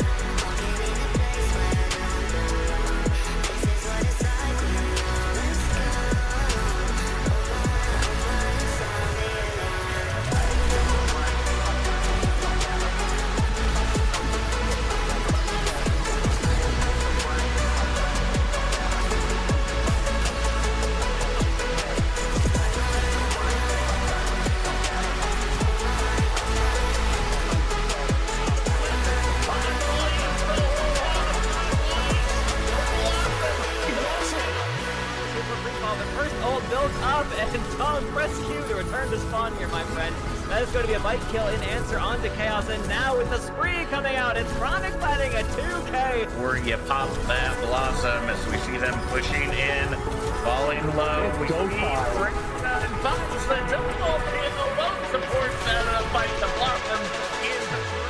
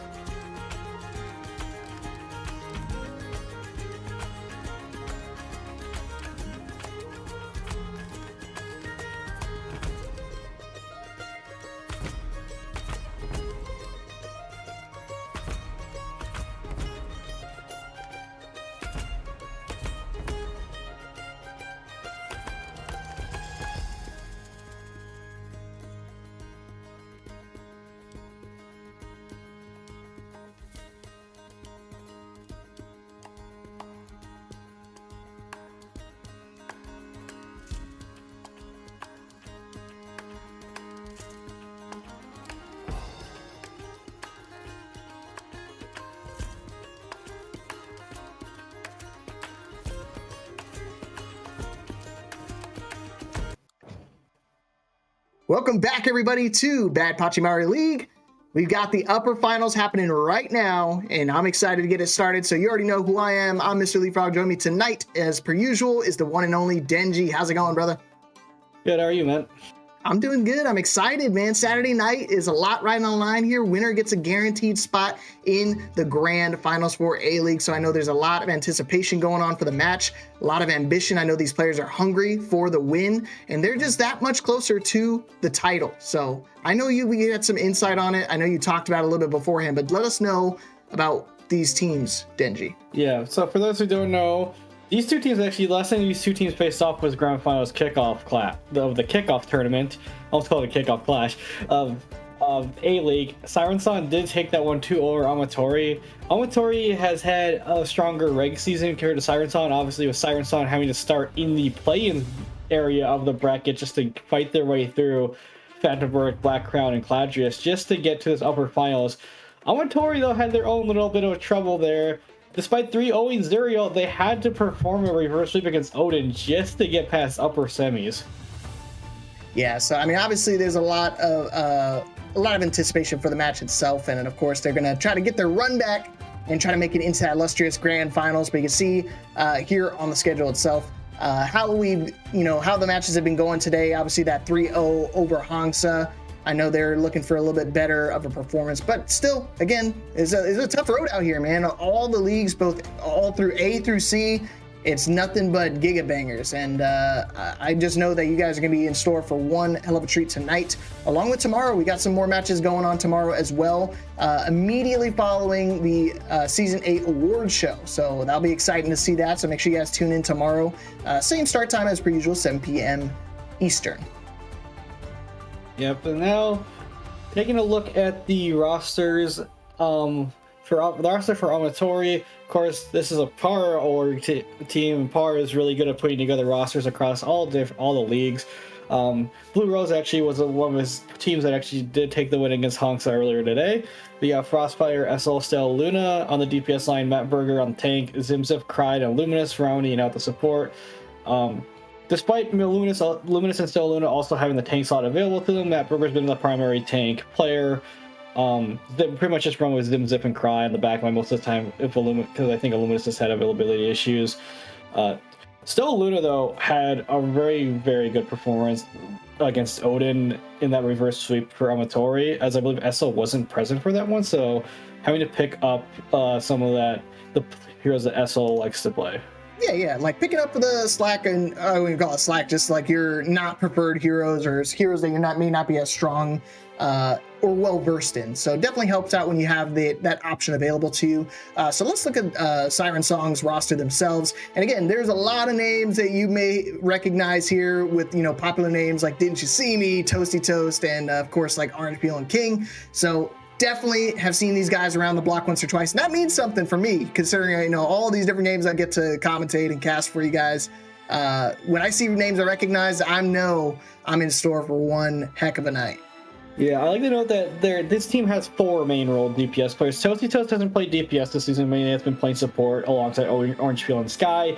King, the only tank, even though Simi is eligible for tank, King has been the primary tank player for this roster, and they kind of run a little bit of different things. It's been a while since I've seen Siren Song play. The last time I saw them play, I think, was week 2 when they lost to Black Crown, and it kind of came down to the fact that their backline, if they have Orange Peel and Toasty Toast in, it's kind of the traditional like main support, flex support type feel. But since Sky, who I've played alongside with before, isn't primarily a DPS player, he plays more like of the Yari, like more the DPS heavy supports. So you're sacrificing kind of like that Peel component if you're going to be playing with Sky. Yeah, well, and all honesty, as long as you're rolling the team, it's perfectly fine. Because, I mean, while you're sacrificing a bit of the actual sustain portion of it, you make up for in pick potential. So it definitely helps out a ton when you have that confidence going into the match. And I'm sure these guys have got a lot going forward to it, because so far both teams are undefeated getting into here. Again, they were in grand finals in that kickoff clash that you mentioned earlier. So they're ready to get that run back. And I know they're hungry. First map has been selected, and it's going to be Lijiang Tower. Classic favorite. Pretty much every team's been picking Lijiang. The only time I've seen a little bit of a divergence has been in Z League, where some teams have been randomly picking Antarctic Peninsula. Li Jiang has pretty much just been coming across all the leagues for the first start map. As it's if Li Jiang's in the map pool, why wouldn't you pick it? Unless you're like we're trying to surprise your opponent. But that being said, we do have the bans in for both sides here, as we have the CFR ban come up from Siren Song and a Mizuki ban come up from Ametori. Yeah, and that really screams to me that they're preparing themselves for the dive, right? Whether that be like the Doomfist ball or hell, even the Malga. You can kind of play something that's a little bit more sustainable that can kind of anchor down, and then when they get low, they can kind of sprint their way out without fear of getting anchored down and just completely shut down entirely. So with the FAR ban, though, I'm kind of scratching my head. Do you expect any FAR to be played throughout this entire series, or do you think it's just this particular map? Both Del Luna and SL have showed FAR consistently throughout the reg season and a little bit in playoffs, I believe, as well. Both very good at it. I'm not surprised. They also are probably just like Mei Simi doesn't have as strong as a FAR, so they want to take like the Mei or Genji duo because Del Luna likes to play Mei, SL likes to play Genji. And Matt Berger is like the Mizuki ban kind of opens the door for like more mobile heroes. I don't think they're going to, because Matt Berger has heavily favored Sigma above all other heroes throughout the time, and I'm pretty sure he's mostly known for his Sigma of all the tanks in his pool. Yeah, so obviously I know we've seen the Sigma, pretty consistently throughout the season, so I'm excited to see how they started off here on map number 1. And as per usual, first to 3 here in the playoffs. I have no idea. This is up in the air. These two teams have been looking unstoppable going into the upper finals, and this is exactly what happens when an unstoppable force meets an immovable object. So let's see who's going to be able to take that better half, at least on the first part of our series tonight with Li Jiang Tower. Yeah, both Ametori had like arguably the better starting spot, as they comfortably started in if we lose, we just drop down lower bracket. Siren Song started in play-ins where it was like, go big or go home. You lose, you're done for the season. Siren Song, of course, ended up taking down Phantom Force 3-1 in that match. So, but then they've kind of steamrolled every opponent they've come across ever since that Phantom Force match. I think they 3-0'd their next opponent, and then I think they 3-1 Cladria. So, just to get to this point for a rematch against Ametori, since both these teams haven't met since kickoff, mainly because the way the pools were structured is if the two teams in grand finals for kickoff were placed in opposite pools, so this is the first time they will be meeting since that kickoff meeting way back at the beginning of the start of the tournament in June. Yeah, so that's where I was talking about, like the anticipation starts building up, because you're thinking, Ametori thinking long and hard about that loss and thinking like, man, we were this close to being able to take that initial kickoff tournament. They really wanted that win, so a little disheartening for them. But now they have an opportunity for redemption, because out of all the times that you want to get that run back, it's definitely better to do it in the actual playoffs, right? You don't want to give your opponent a second chance. And this is a great opportunity for them, because again, if we look at Li Jiang in terms of their actual standings for that, Siren hasn't looked also comfortable on this map. They're currently 1-3 in Li Jiang Tower versus Ametori sitting at 2-1. Yeah, especially that is also mainly why Ametori having the higher seed has selected this map. So trying to play into their strengths. They lost. The only time they dropped this map was to Odin earlier in playoffs. So they always have that, but they're not facing down Odin this time, as Odin likes to play quite chaotically and different things. As Ametori, out the gate, both tanks have not chosen heroes. This is actually kind of funny that both tanks were the two not to choose a single hero at first, but Ametori kind of showing their tried and true, their Mei, Sig, Kiri comp. Cry on the Juno. Frost probably just a TP out, as King still has not selected a hero, so I wonder if King might be FK. Nope, there he goes. He's on their I was gonna say, we hit him with a ready check, so that wasn't on us. That's ugly on them. But here we go. First map here of the series. Again, first to 3 upper finals of the A-League. Ametori versus Siren Song. Let's go. Yeah, you can already see them. You can already see them very early on, just trying to take that pressure. No, very early walk from Did You See Me, isolating the tank. Matt Berger getting very dangerously low and not going to be able to survive the interaction. King TF immediately pouncing on their target, pouncing on their prey, and taking this first fight win very quickly in favor of Siren Song. Yeah, that's one of the things where despite Ametori getting like that getting to that area of the map faster than Siren Song did, you're playing Sigma. You want to swing wide onto the point and force your Ramatra comp to come out and walk towards you, and then try to ISO somebody that way. But you're not going to win a brawl against a Ramatra, as Matt Booker recognizes that, and it just immediately goes over to the Ramatra himself. Yeah, and they're matching the mace, so the walls are definitely a problem for their team. They're going to sandwich the shields at the moment and just try to look for an isolated target. Charges up Railgun, not going to be able to find a target at the moment, but you see the tank still duking it out on the point. Suzu being utilized first from Ametori, so now King winds up falling in that instance because of Frost taking a quick little off angle, and Orange Peel not going to be able to sustain a whole lot longer with the Wu Yang versus the something like the Jetpack Cap. But Ametori flipping it back over to their favor, just under 30%, so not too shabby in the slightest. Too shabby slice, and good recognition from Ametori, recognizing you want to push your Ramatra in his last 2 seconds of his NEM form because as he was most vulnerable. But since you see me just gets a beautiful opening pick onto Frost here. Yeah, quick little pick. You see Ice Block being utilized super early from Essel. Yeah, he has to pop that last second before he dies. A dying breath, not gonna be able to find a whole lot of value, and Matt Burger winds up falling low as well, and King TF taking the better matchup in this Ramatra mirror match for the time being, and just like that, flipping it also back in their favor, just back and forth actually between these two teams, and it's going neck and neck. This is exactly what I expected from these two. Yeah, and like the distinct comp difference too between these two teams. Like Ametori, they did burn the Blizzard there, but Siren Song have a lot more frontline pressure and poke than Siren Song do because of the fact that Ametori's running a cat instead of the Wu Yang. Yeah, I mean, all the while, I mean, a quick little Kitsune rush on the point, gets the trades off on the Ramatras, but still, the point is in favor of Siren, so they're not going to be able to capitalize on it too much. Unfortunately, Essel kind of slowing everybody down unnecessarily with their Ice Block, but it doesn't matter, because, I mean, you see the picks going off the tank, so everybody kind of backs up, playing a little bit slower, and you see an Overclock being utilized from Chief, and we've got the Overclock charge perk, so you want to get a pick onto these squishies, but everybody hiding for their lives, desperate to try to survive, clinging on for dear life. You see Clyde looking for an opportunity for the cat. High Noon looking for a target, not able to find anything, especially with the Wu Yang Tidal Blast, keeping King nice and healthy, and we're still going to pop Annihilation on top of that and going straight to the backline and straight to the hearts. Yeah, it's quite a heavy commit here from Ametori, but they're in final fight territory because of how long Siren Song held on to this point. So, but Siren Song, they commit everything that they had. Ametori still holding on to the catnap, and Essel has another Blizzard up, so a little bit of a swing difference there, but Ametori, they can't afford to have somebody get picked early. As you see, Matt Burger already up at the front choke to try to stuff a little bit. Especially if Cry can kidnap like King off the map immediately here, this could allow a final fight territory for both teams. Yeah, silver lining, they did wind up using Annihilation in that last fight. Suzu comes out, still going to get at least a quick little freeze before he's quickly unfrozen, thawed out. But yeah, definitely I think we're going to try to see Cry get a pick with this catnap. Everybody's dangerously close to the edge, especially with that timer starting to tick up. Already at 60% and counting for Ametori. We got to be real positive. Ramacha whipped him off the map, and there he goes, plummeting to his death. We already committed to the Kitsune and the Blizzard, so that's a big, loss from the side of Siren Song, but Ametori still needs to hold it down for a little bit longer. Yeah, Cry might have gone a little bit too far. We'll get bailed out by the Suzu and the wall from their team.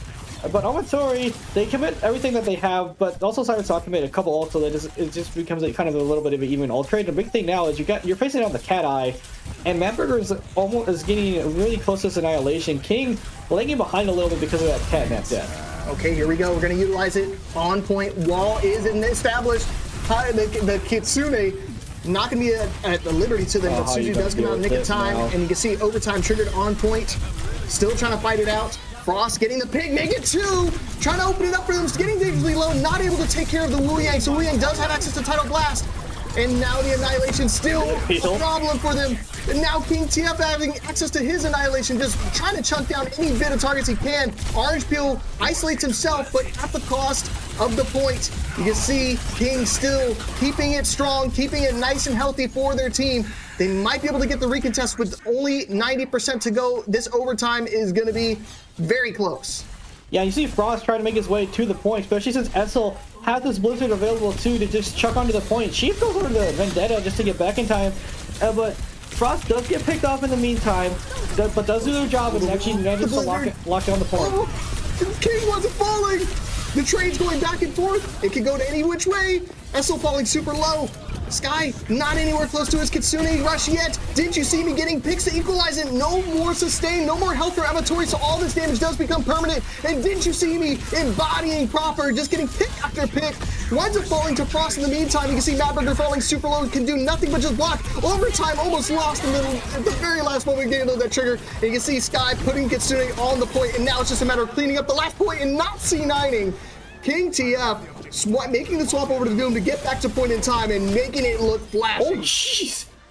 He actually hit Esso with that punch and prevented the touch there. Which it wouldn't have really mattered in the end, though, as Ametori were down so many players. But very good comeback from the side of Siren Song, because it looked like Siren Song were facing down the barrel of just, especially after Frost finds those 2 picks, it's like, okay, game over. But then Orange Peel comes out of nowhere and it equalizes with 2 picks of his own and then leads Matburger on a wild goose chase while the rest of his team just cleans up the point. Yeah, super back and forth. You can see the stat line. I mean, almost identical in terms of like damage and just healing output. And that's what you're going to get with a lot of these similar comps and playstyles. It's interesting that Orange Peel opted for the Wu Yang instead of the Jetpack Cat, but guess what? Made it work. Able to get that first point. Got dangerously close to C9 in the first couple times, but it doesn't matter. As long as I get the point win, that's all that matters at this moment. So you can see going at it again, but Matburger instead opting for the Diva and King going for the Mauga. Yeah, and King already takes a bunch of damage. You see the stomp in the wait for sound. Frost finds Chief, who just strayed a little bit too far. As King is taking a beating, and I will say, like, also they did nerf Mauga stomp very slightly. You do have a longer cooldown, so when you commit, you have to like choose your engages a little bit more decisively on the Mauga, but also Diva's one of the biggest counters to Mauga. As you see King and Melee just go off the Mauga back to their Matra. Yeah, I think that was just kind of unfortunate that you pull out the Mauga the one time Matburger opts to go for the Diva. So almost feels like a hard counter situation. Makes that swap back over. But you can see them already fighting towards the white room because they want to make sure they get engagement and get fighting on the point. And you can see Chief also making the swap over to the Emery, trying to opt for a little bit more damage, especially with Essel going over to the... Oh, big pick opening for Sky. Getting that kunai headshot, just kind of forcing everybody back, and King TF is going to make sure they stay back with the transformation, and that's going to be a point flipped over at 26%. I don't think King was trying to kill Essel there. I think Essel just fell from the sky into that punch. But the opening pick on the Frost just blows disaster. Now you're at a pretty strong disadvantage in terms of comp, because Diva doesn't really want to be in the face of Ramacha, because Ramacha can just absorb a lot more pressure than the Diva can. And those punches, they go through defense matrices. Matburger gets forced out immediately pretty early on, but I guess the good won't have the Nemform, and then it exploded. Yeah, unfortunately, he just overstayed his welcome. Kitsune from Sky actually not able to keep him alive, even with the assistance of a Suzu on top of that, and kind of a glaring oversight, a little bit of a mistake from King TF, and winds up costing himself not only the point, but then also a Kitsune rush. Granted, you get the trade out, so it's not too big of a loss, but I definitely would rather have that one back. You rather have that one back, especially since it was just a neutral Kitsune trade. And now here comes the Deadeye up in the sky, into the spawn, will find Sky, and that should just signal the fight over for Siren Song. As you're down your Kira, you have to get out here, but Frost just dropped into oh, Frost, oh no. Oh wow, that Annihilation is super late. I mean, already have to duplicate as well from Essel, and guess what? Essel's starting to build up to his own version of the Annihilation, and he's going to pop it pretty eagerly, just trying to make sure they don't, overstay their welcome. Winds up popping it, so now that's going to just force him back to their spawn. And King just really feeling the pressure. If they can get D-Mech on Diva here, this would be huge to kind of get them into the point. But you have to make sure you're careful of the Diva remech. But there it is, the Catnap able to keep him alive. But he actually Rowdy Wells just to keep him up, as well as Orange Peel knocking the cat out of the sky. 70% for Ametori, but man, that was a very hectic fight. Pretty hectic, as it was a really good start pick-off from Frost using the cat eye to get Sky, but then Frost just dropped off the lifeline. He goes from heaven in straight into hell and just gets immediately picked off, and now you're in an even fight. And Siren Song have a better brawl comp for being up close, as the entirety of Ametori is trying to get out of there, and they're unable to do it. They have to blow ultimates just to try to keep the fight going and keep the point in contention. Yep, and now you have to worry about system protocol for Chief, and he's taking a cheeky little angle, just trying to snipe him in the doorway. Essel unfortunately missed the slide over to the other side of the walkway. Careful, King winds up falling in the meantime, and now you have access to another tank as well, because Matburger gets in the next. we're just going to drop Diva Bomb. He can get right back in as long as you don't get sniped by the kunai. Sky not able to get that connection. RHP already committed to the orbital ray. And Matt Burger just fighting for his life, trying to make sure he contests this point, because I don't think you're going to have another opportunity at this moment. Frost clinking heads, clinking skulls, and able to help secure this point, and they're trying to take us to an equalizer. Yeah, another mistake there from King, just overextending a little bit too far without the Nemesis form available to him, and he gets picked off, despite a really great opening from Chief. And now, here we go again, but this time Frost, don't drop straight from heaven into hell this time, please. Okay, everybody's hiding, they're just baiting their time. This is great because now they get White Room essentially for free right onto the point. So they have to recontest here. Kitsune Rush finally matched on the point, but King actually really healthy. Didn't you see me? No pulse bomb connection. Annihilation is going to be popped on the point. The high noon is not going to find the success they were looking for. King TF, a quick Annihilation just completely wipes the board. 85%. I don't know if they're going to have enough time to recontest. They might barely, because they don't Cry in the Jetpack Cat to get back there fast, but both teams are going to be lacking ultimates here, except for Cry with the Catnap. Cry is the person you have to keep your eye on here, because if Cry manages to like make Catnap king out the map, but none of them are able to make it back in time, as they all spawned like at the same time, but that might have been a little bit of a miscommunication there, because I think Cry probably could have touched. I was thinking the same thing. I thought we definitely had an opportunity to contest and trigger overtime, especially with having access to a catnap. You don't really have to use it only to get the kill. You could just use it quickly to get back to point and recontest, but kind of a little oversight, definitely communication error on their part. Maybe thought the ball was going to be able to get back to point a lot quicker. Matt Burger maybe just tell him, hey, I can touch, and living it up like me, because I do that all the time, right? So I feel I can touch, and next thing you know, game's over. We're going to next map. Yeah, unfortunately Matt Burger was the last one to die, so he's also the last one to respawn. Even though he got the wave spawn, so he did catch the wave spawn, so they all spawn at similar times, where Cry spawns slightly faster than Matt Burger because she went down super early in that fight. And unfortunately, that's just a miscon, because like the point gets put at 80%. You definitely have time if you're Cry as the Jetpack Cat to get back to the point, at least like try to force an OT situation. That being said, it would have been a rough OT situation based on what was going on, especially with I think Chief was like 70% to override protocol, so probably would have gotten in that chaotic fight.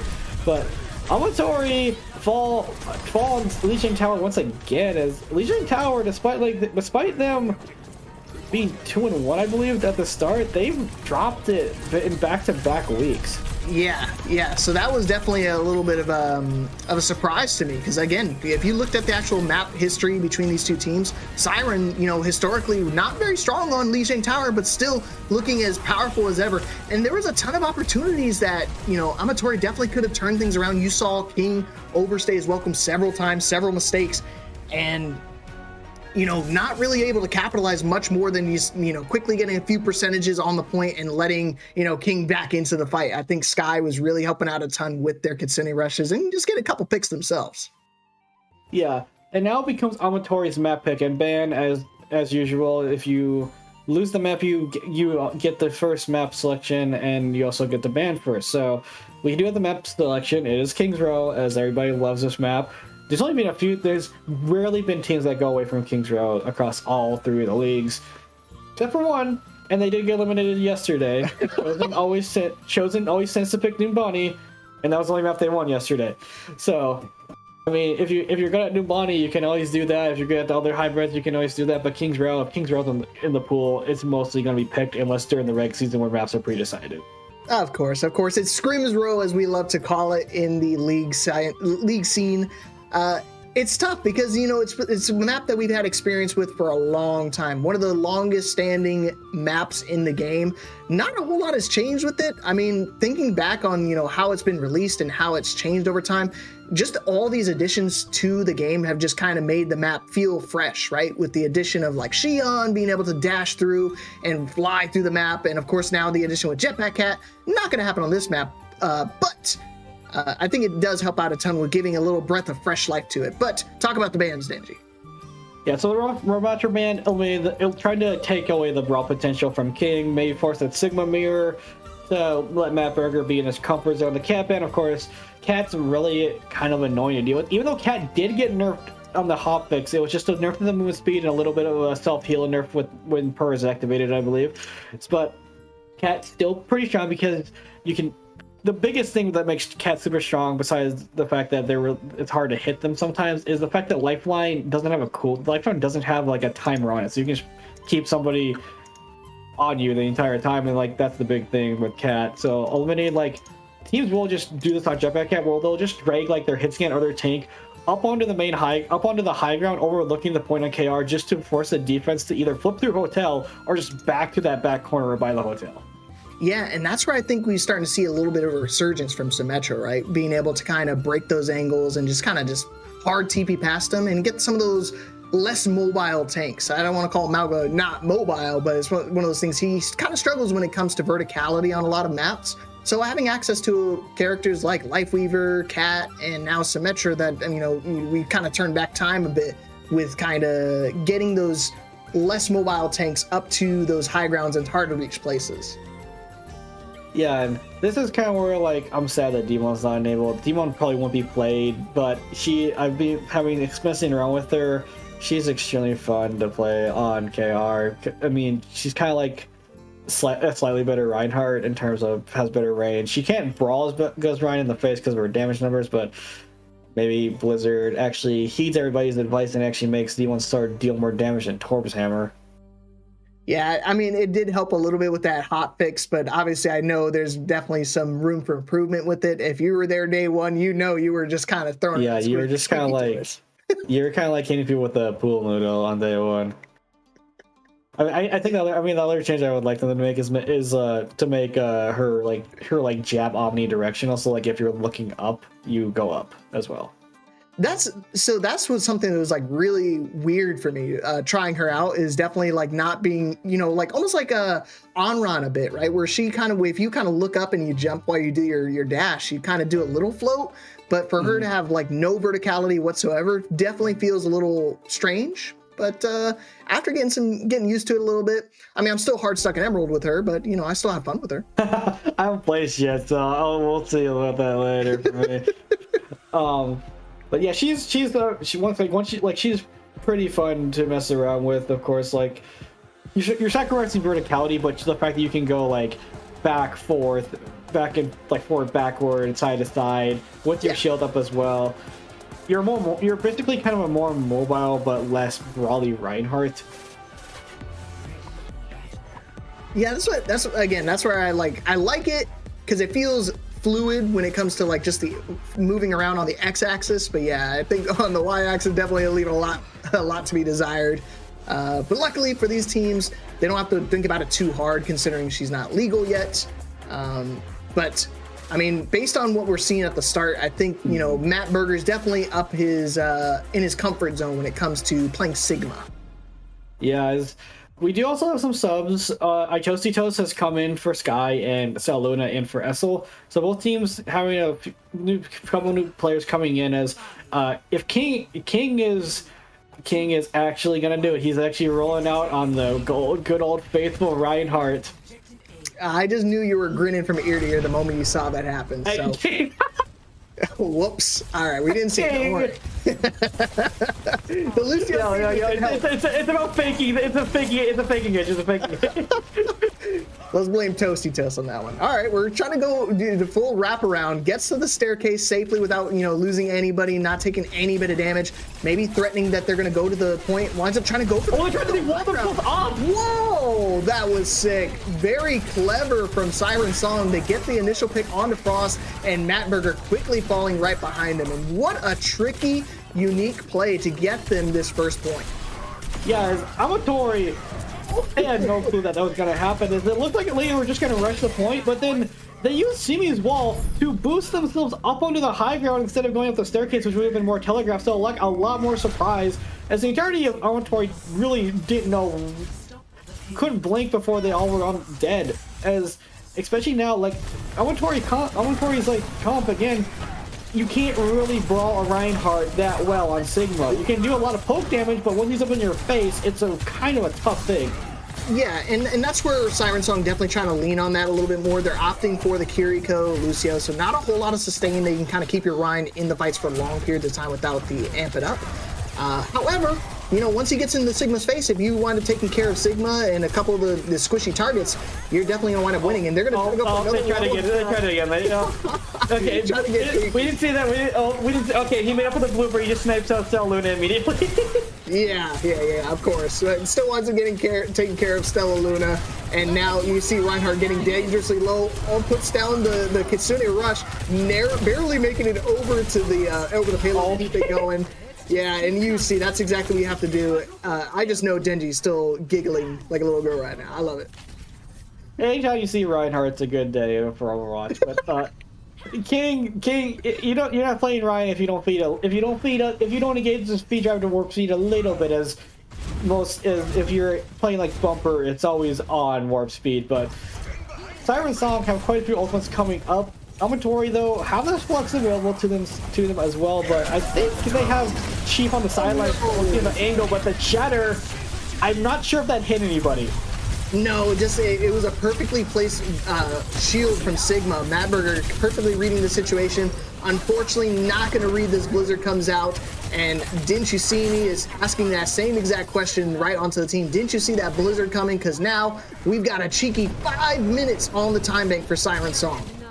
Yeah, now we see Madburger going over towards the D.Va, so the Ramacho man might actually come back to haunt Ametori a little bit, as King is just kind of been doing whatever he wants to do to you. That being said, though, Ametori have quite a few ultimates to work with. Siren Song only having the Sound Barrier to work with, which just can be completely shorted through by the Kitsune Rush or the OC. OC does come up from Frostas. They look like they're backing up and then they just go for the beam cage instead. Another tricky situation. Unfortunately, King's not going to be able to survive that situation. Not going to survive the Knight because Frost, a quick little overclock headshot to the head, definitely going to do some wonders, especially when it's 150% charge. Does some extra damage. And as well as things, he got a little tricky with it. Toasty tried to do a little disengage, but not going to find success. And look who we see swapping. Chief and C.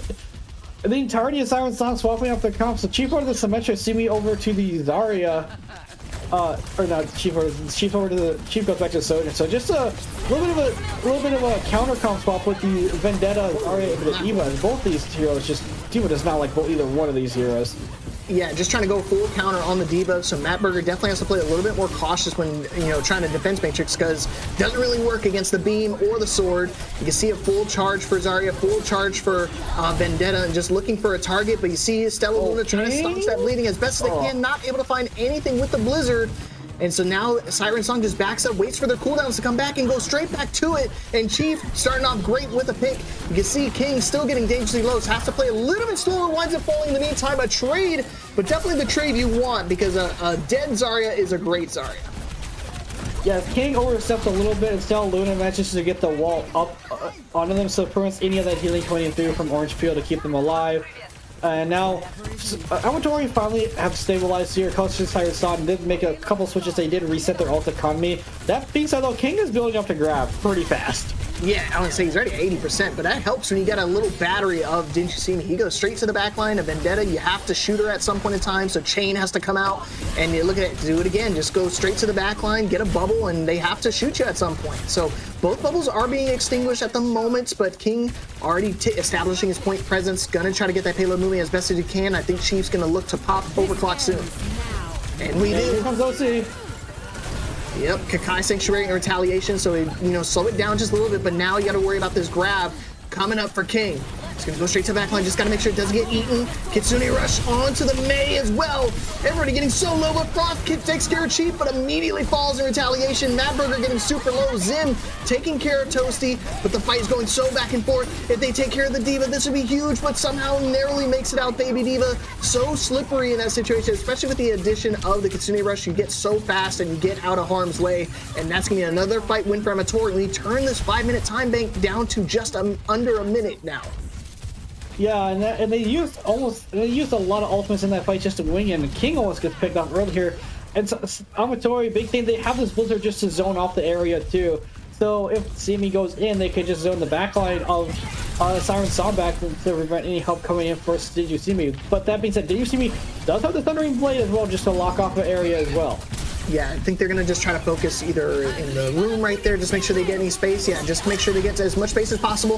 Has to let it rip early because of the threat of the blizzard, but now you got to kind of cut your tank off. Yeah, just backed up in the wrong location, winds up getting isolated, gets chopped down. I mean, you can get these picks as much as you want, but with no tank to contest this point, Matt Burger is just free to roam around. Yeah, now this is the classic Kings Row third. You either roll through Kings Row third or you gotta get stuck here for a bit. As now even more swaps come in. King over to the Sigma, Simi back onto the Mei. So now a little bit of a reset of the ult economy as well. Again, Chief and Arfield though both have these ultimates. Cry not quite up to the Kakai Sanctuary, but is building quite fast to it. Yeah, I was gonna say he could try to pop the overclock, but he's gonna just get met with another Kakai Sanctuary. Maybe they could try to bait it out here with this Kitsune Rush, but I think Cry is pretty aware of his surroundings. Not gonna just pull it too quickly, just wants to save it for an opportunity like this. Chief trying to pressure the high ground as well. Finally, a Kakai Sanctuary comes up, and guess what? Just completely shuts down the overclock, so they have to just disengage. So another ultimate just gone to waste seemingly. As they get down to the final 30 seconds, this is going to be tough, Denji. Yeah, it's not the best case scenario though, because they left the Kitsune Rush and the Kakai Sanctuary on top of each other. So both the portals get a little bit of value, like Kai blocks up the overclock, but the Kitsune Rush doesn't really do anything. And Frost is already dead. Simi found them. Ice Block gets forced out early here, and now Orfield finds Cries. Everything's just going haywire for Ametori as the commit of the support ult on top of each other may have backfired. Yeah, everything's starting to go wonky-dory. Toasty has to use beat just to try to keep King alive. But King is falling super low. Has to pop the graphitic flex to find any type of success. Mavericker, the only one caught in it, but while he's sitting there flying through the sky, his entire team crumbles around him. Just a last-minute blizzard just to make sure we cap this point and went from a 5-minute time bank to capping it in overtime. And ladies and gentlemen, this is why we call it King's Row. Yeah, now Ametori kind of have they have to cap the point with more than a minute remaining, because if they kept under a minute, then they give Siren Song another life in OT rounds. That being said, though, it looked like it could have been held. However, Ametori committing the Kakai Sanctuary and the Kitsune Rush at the same time as each other might have been a little bit of a miscom. The Kakai was used really good to counter Chief's overclock, but the overclock basically forced 2 for 1 at that point, because the Kakai does its job, but the Kitsune Rush doesn't find any value because you can't push outside the Kakai unless you want your head taken off by Chief. Yeah, I mean, you saw the stat line. Chief going 20-1, going absolute sicko mode on the hit scan to start us off. Are we hiding in a trash can right now? I've never seen that angle. I don't know where this is. Is this a trash can or is this I feel like Master Chief with this helmet on. Yeah, that's sick. I like this. The observer is always find these weirdest locations on the map to just stick the camera in. You know, this is what Reinhardt sees all the time. That's what Reinhardt sees. Yeah.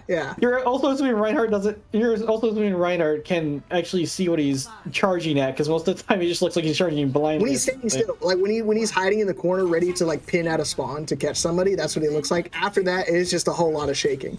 It's just a whole lot of shaking. Both sides here out the gate.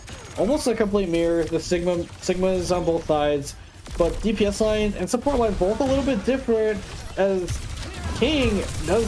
We see that rock early as well. Yes.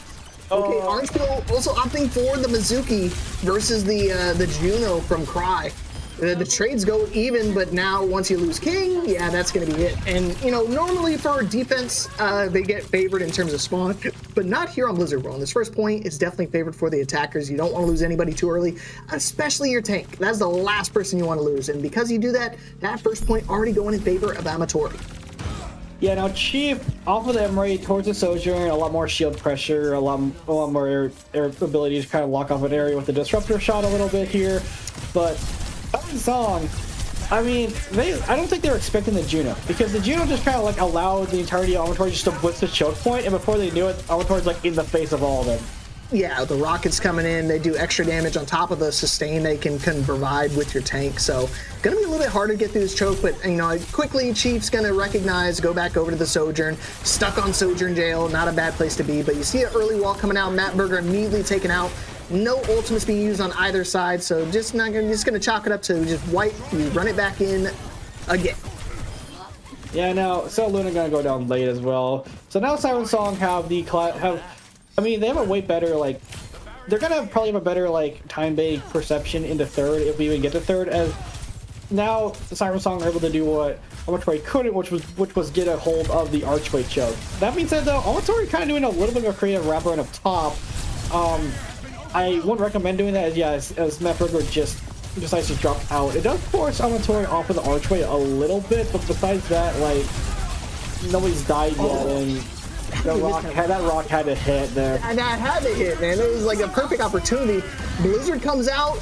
Yeah, you can see desperation, looking for so many bodies, getting really greedy. Could have just took the 3 when he had it, waited way too long. Kakai does come out, but you're standing in the blizzard as well, so you hide from one ultimate, walk into another. And Luna, great awareness of that situation, able to kind of help get this point moving. And 4 minutes here, this is a great, fight for Ametori. Yeah, in Siren Song, Simi kind of rushes the blizzard a little bit, and the Flux actually doesn't. The Flux actually zones everybody backwards, so nobody's able to help Simi follow up on that blizzard. And the Sanctuary is committed to help King, who's not even really in relative danger from beginning Flux. So a little bit of an overcommit there. And then the blizzard from Marcel Luna just perfect because there's no defense against it. As both teams, Kitsune rushes exchange on both sides, but the big thing processes OC up on the high ground. Yep, just going straight to the hearts again, just kind of trying to pull trigger on the skulls. Oh man, the eat is not going to keep you alive when you're getting beat down senseless, and Matt Berger channeling his inner Ramatra while playing Sigma and just going absolutely crazy. I can just beat him down with the rest of them. Yeah, as both teams have decided they want to be bad at defense for the first 2 points. Now, but third point, it will be a little bit of a problem, especially with Toasty. So it's just firing a random kunai into the dome, crying has that orbital ray. So Ametori have to get back out of here, but they're not going to be allowed to with that Flux online. Okay, I'm curious. King, don't overextend again. This is a seemingly. But King gets a big rock in retaliation. Matt Berger thought he can try to counterattack with an ultimate of their own. The Flux not able to find its mark as he gets rocked down. What a turnaround. I mean, I thought that was a big fight, win for Ametori, and it just flip-flopped on its head. It flips because I think the Flux, I don't think it was meant to, I think, get a lot of cooldowns out. It does get every cooldown out that Siren Song need out of Ametori to actually force the agenda there. And Matt Berger, with a little bit of a haphazard Flux, tries to go for the clutch. Chief here out with the OC, but gets checked immediately by Frost. Yeah, immediately checked out, so he has to kind of back up here. And Cry still having access to this orbital ray. I can imagine being utilized here, yeah, especially off that pick on Didn't You See Me, so they have to back up. I mean, granted, you still have your tank alive, but this is your mini tank you're talking about. Those walls, that little kind of threat of Blizzard definitely does help out a ton, and that's why Luna just going straight for the jugular. And without a Kakai Sanctuary, you have to respect it. Yeah, both teams are going to have their Blizzards online, but the big thing is Orange Peel. Can he, either Orange Peel or King, can either one of them be Johnny on the spot with their ultimate sitting on the Blizzard? Neither one of them find that eat on the Blizzard, but it doesn't find any lock-ups for the side of Ametori. Yeah, they wind up trading out the Kitsune rushes, but Kakai Sanctuary does come out, and now the last second Blizzard from Didn't You See Me, just trying to make sure we anchor down this point. Because again, with how close this payload's gotten, they can't risk losing. So they just want to make sure they guarantee that win. Not going to put anything up to chance, but now, a win condition, again, still for Ametori. They have access to the overclock without the threat of the Kakai in retaliation. Yeah, the thing is, will they know that King also has a Flux online as well? That means that Matt Berger is really close to his as well. But if King can get a really early pick up with the Flux, and maybe they get a pick off or force a bunch of cooldowns, it's gonna slow down the push of Ametori here. As Wall does come out, it does ISO Matt Berger slightly. As here comes the OC off from Frost. Okay, yeah, no eat. Oh, no! Too late!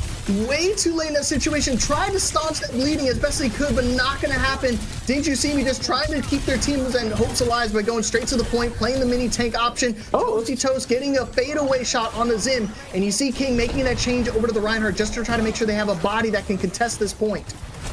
Yeah, and that pick from Toast actually might have stopped the bleeding for the side of Siren Saga. He picks out, I believe, Zimzip, so that's your Suzu, that's a lot of your heals gone as well as damage, as Kiri does quite a bit. And now Siren Song, they don't really have any ultimates to work with, and the one person that really wants close to their ultimate goes early. They're looking for a second, not able to find it, but they already get everybody stuck in the corner. Toasty Toast not have access to a Suzu.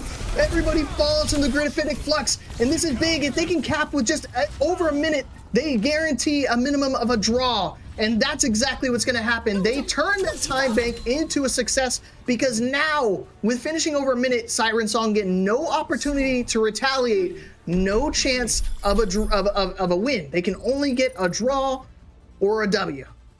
Yeah, now we're in the territory where I think Ametori actually sent Luna on a flank by themselves or on the backside, and I don't think Siren Song were not ready for that. All Siren Song is trying to deal with Matt, who's just kind of being a little bit of a nuisance, floating back and forth from the cart to the high ground to keep that contested. And then Sal Luna just goes completely unchecked around the backside towards the spawn of Siren Song and picks off Chief, who's like I think at 90 to overclock at the time. Yeah, dude, Denji, I had to take a look. I was kind of curious what the stat line was for this map. Siren Song was 4-0 on King's Row, and now they might see a loss here. Their first loss on this map. Well, Ametori was 0-1 on King's Row. They have a chance to get that one win on the board for them. You get that one win on the board for them. That means that Siren Song is showing a very odd composition. Well, odd in the tank spot where you usually don't see the Zarya played with the Bastion. Okay, so Chief goes over towards the Emery instead. So it's just gonna be like, now Ametori have to at least realize that, or not, I'm sorry, Stars have to at least realize that Ametori might just try to blitz the choke again, as they're all playing back on the hotel, so they're not even giving Ametori a chance to actually brawl up front. Yeah, they're just going to wait it back, just play on the objective, and just try to play their life. I mean, again, Matt Berger has to make the approach, and with, making the approach onto a Zarya while you're playing Sigma is a lot tougher to do. They only have a minute to get things done, so as long as they get their ultimates, get their charges off quickly enough, they might be able to just quickly cap this point. Yeah, the fight is just, there's like 3 different fights going on at once across the map, as Matt Berger just kind of wanders into the back line and then floats up into the high ground. So now neither side has lost any players, but that's the pick that you needed if you're Ametori. Frost finds out Toasty Toast really early. Yeah, with Frost, getting that pick on the Toasty Toast, it looks like it might be a wrap unless King can just pull up a complete clutch mode. Perpendicular Maywall's on the point, but Orange Peel getting hungry himself, wants to get onto the kill feed, looking for another one. King full charge, but walks into the loving shield of Sigma, and with 15 seconds on the clock, I don't think they're going to have anybody else to contest. And Siren Song suffered their first loss on King's Row, but Ametori tying things up. Yeah, this one, we might be here for a while. Both sides not giving anybody. It was looking super good for Siren Song early on there as they blitzed through the first. And both teams actually had pretty fast takes of first and second. But the big thing is, Ametori had a chokehold on third for 5 minutes. Siren Song unable to put out that same type of performance to force a double OT round where both teams have to attack. So now we're going back in. Now we're just going back to vice versa, where Siren Song gets the pick of the map for third map, which will be push. Yeah, again, I think yes, it will be push. My bad. I think there's something else. Yeah, it is. Okay. It is because then it goes flashpoint escort. I forgot. No, you're good. Yeah, I expected nothing less than this match. I already tweeted it out earlier. If you guys are here for my tweet, I told you it's going to be a gigabanger, and you're seeing exactly that. I mean, there's so many chess moves that are happening between these teams where they make adjustments. You saw the Kakais come up consistently throughout the time, and then they started finding ways to counteract it and deal with it. And despite having 5-minute time banks on both sides of the coin, they still fought their hearts out, and they still brought it and made it a very close niche fight. So it really came down to the battle of Sigmas. And King wasn't playing that bad on Sigma. You have to talk about, we're thinking about Matt Berger here. This is a guy who lives and breathes the Sigma. There, I think right there, that trying to flux while the OC is going on, you already have HP from a shot. I think that was like the defense losing mistake that Siren Song couldn't afford at that point. Yeah, you can see the scramble on the point. I mean, splitting up the team a little bit, having access to the levitate. I know 3 Square Feet was super confused seeing Sigma just randomly fly through the sky, but I'm telling you that major perk, definitely one of the more underrated ones. It doesn't do a whole lot other than let you levitate for a few seconds, but again, I already talked about this several times about verticality for some tanks being an issue, like with the Malga or the Reinhardt, for example. Sigma too, he's great when it comes to just being able to defense mitigate a lot of different options. Ultimates can be completely eaten by his E, but at the same time, he can't really access high grounds unless you get access to a perk like that. And the perk also allows you to float over Maywalls. So if you get Maywalled off, you can just say bye-bye. I think he's saying in whatever native tongue he's speaking, but yeah, 100%. It's hard to kind of anchor him down, and that's why Mizuki's always been kind of a sought after, because the Mizuki chain will just go through the eat. Luckily, it doesn't go through shields yet, but I mean, we'll never know what. Don't give them ideas. Hey, I'm telling you, you don't know what they're cooking in the labs. We don't need that. I mean, first they got to buff Demon again, but with that being said, we're going to throw it to a quick break. Let both these teams get some water, go to the bathroom, do whatever they need to do, and then we'll be back for map 3 of this series.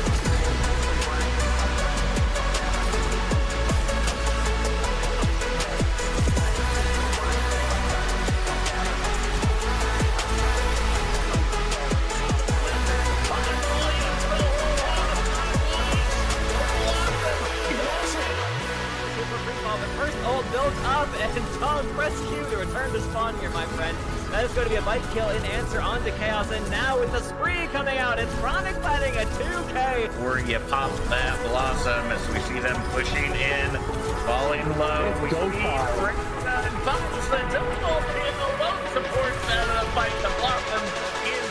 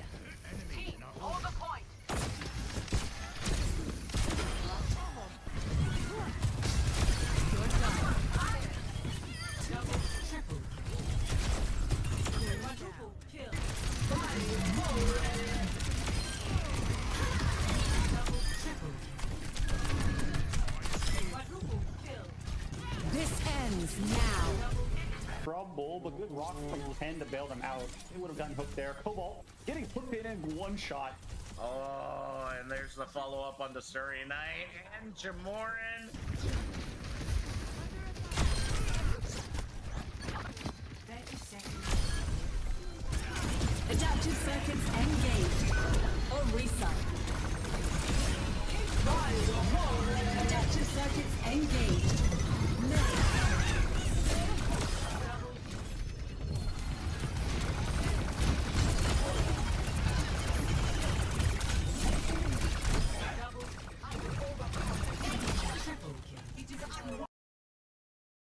5K.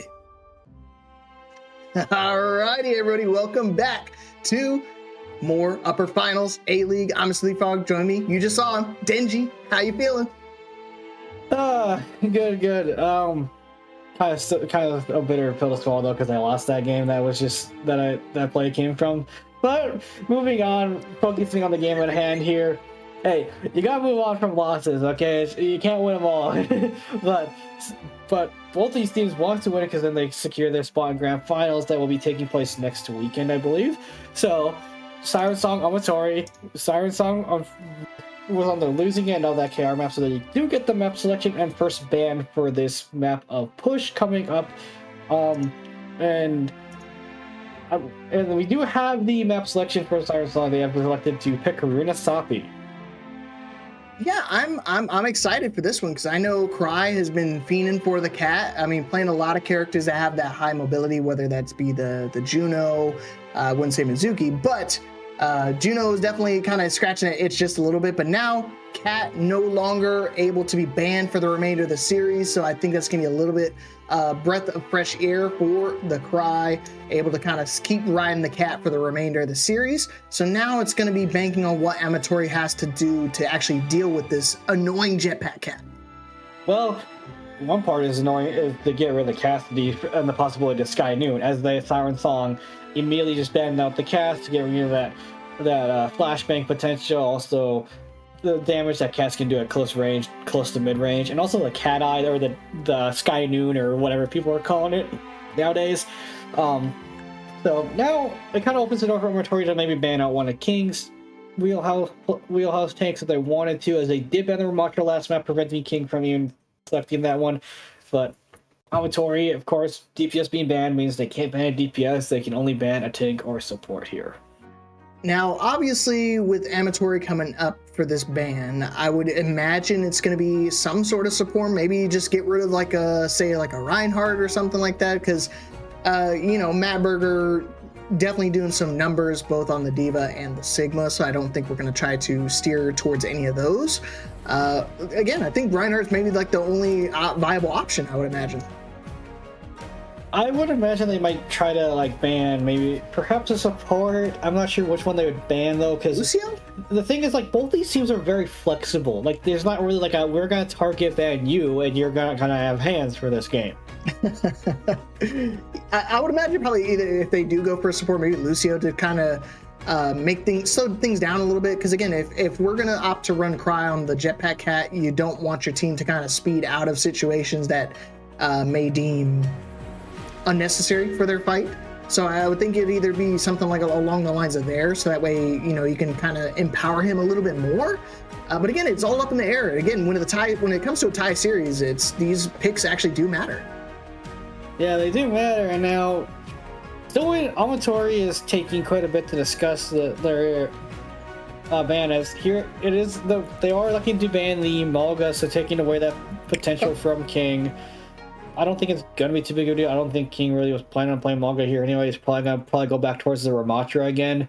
Probably just gonna be either seeing a Ramatra versus Sigma again, or maybe a Sigma versus Sigma, as since I guess Malga actually does kind of counter out Sigma technically a little bit, just if it was more the comp around the Malga itself can just completely run down the Sigma comp and just make it so the Sigma has no space, and Sigma, despite being okay at kind of decent at being a brawler, he's not really, that's not the thing where you really want to do anything, because you don't really want to get up in the face of somebody. You want to be able to poke at range, whether a target down, hit the rock, or anything you need. So getting rid of the Malga, maybe they're reading that Siren Song wants to run we're just going to bully Matt Berger and not allow him to play the game comp, so just getting rid of that potential. Of course. So that's definitely a good strategy on their part. I'm glad they actually take their time and they talk about bans. I couldn't tell you how many times I've seen teams, they just immediately retaliate and they go, oh, you want to ban Cassidy, huh? I'm going to do this. And they don't take the time to talk it over with coaches and whatnot. So I'm glad they're actually using what little brain cells Malga players actually have. So with that being said, they're going for I resent that remark. I try to get by as quick as I could, so I didn't get a retaliation, but it didn't work. Did not work, bro. I've played Malga as well. Hey, despite it's that common misconceptions that Malga players don't have a brain, we actually do, because you actually have to think about what you're doing on Malga, or else you're just gonna feed. You know, that's true. I do struggle to think about holding both my left and right click simultaneously. Okay, well then that's just a you problem. I was thinking, I was going more of the overrun engage. Like if you mistime the overrun engage, you're dead. Yeah, of course you get blown up, but I mean, if you have some supports like we've had tonight, I mean, you could run off the map and it seems like you wind up surviving. These supports tonight have been phenomenal. Just tell Cry, hey, trust fall, run off. Hey, catch me. hey, you'll catch me if I go off the map, right? You got me, right? You got my back. You gotta tell him, aim for the bushes. Okay. I mean, there are quite a few bushes on this map, so it would make sense. But here we go. Again, Siren Song actually 3-1 on this map versus Ametori. You know, a lowly 1-2. They didn't want to face him in New Queen Street, so they want to take him on a map they may not have the advantage on. But as we've seen already historically, sometimes the map history doesn't tell the whole story. So let's see if they can turn things around and get another win on the board, take this lead back in the series. Yeah, Siren Song out on the Ramastra brawl. Ametori though going towards kind of like a little more pokey / chaotic with the Xion, but a beautiful wall there from Didn't You See Me just completely isos Mapburger, and King will just punch him to death as.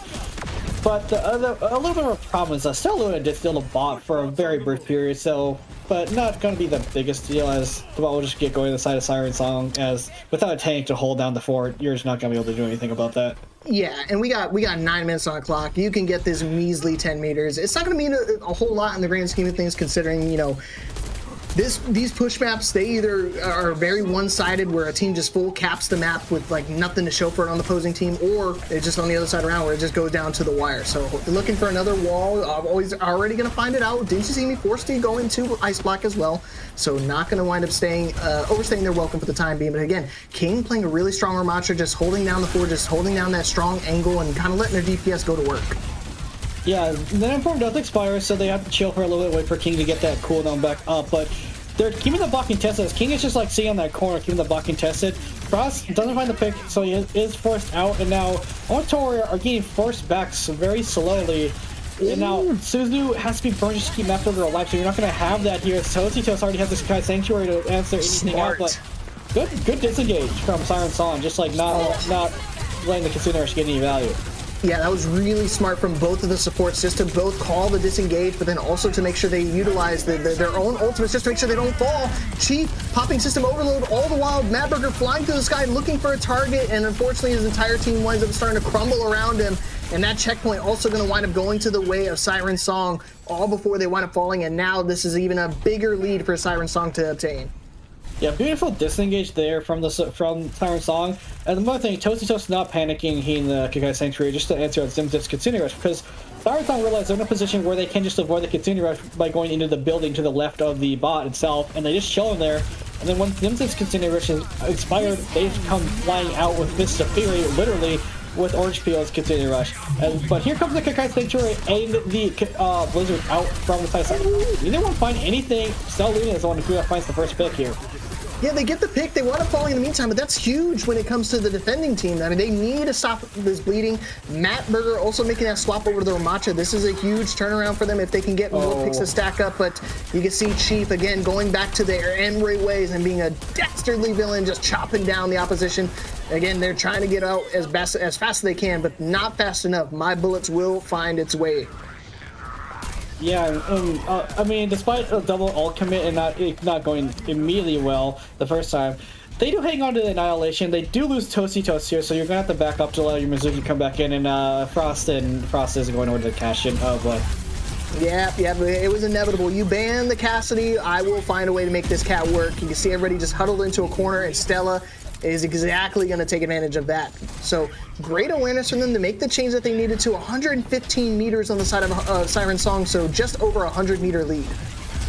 It's over a 100-meter lead, but now King goes, low, but you can't lose Cry. That's like the main component of this catching comp, and here comes the Annihilation out from King. King looking to just punch Mapburger to death as a little bit of rock'em sock'em robots going up on the high ground.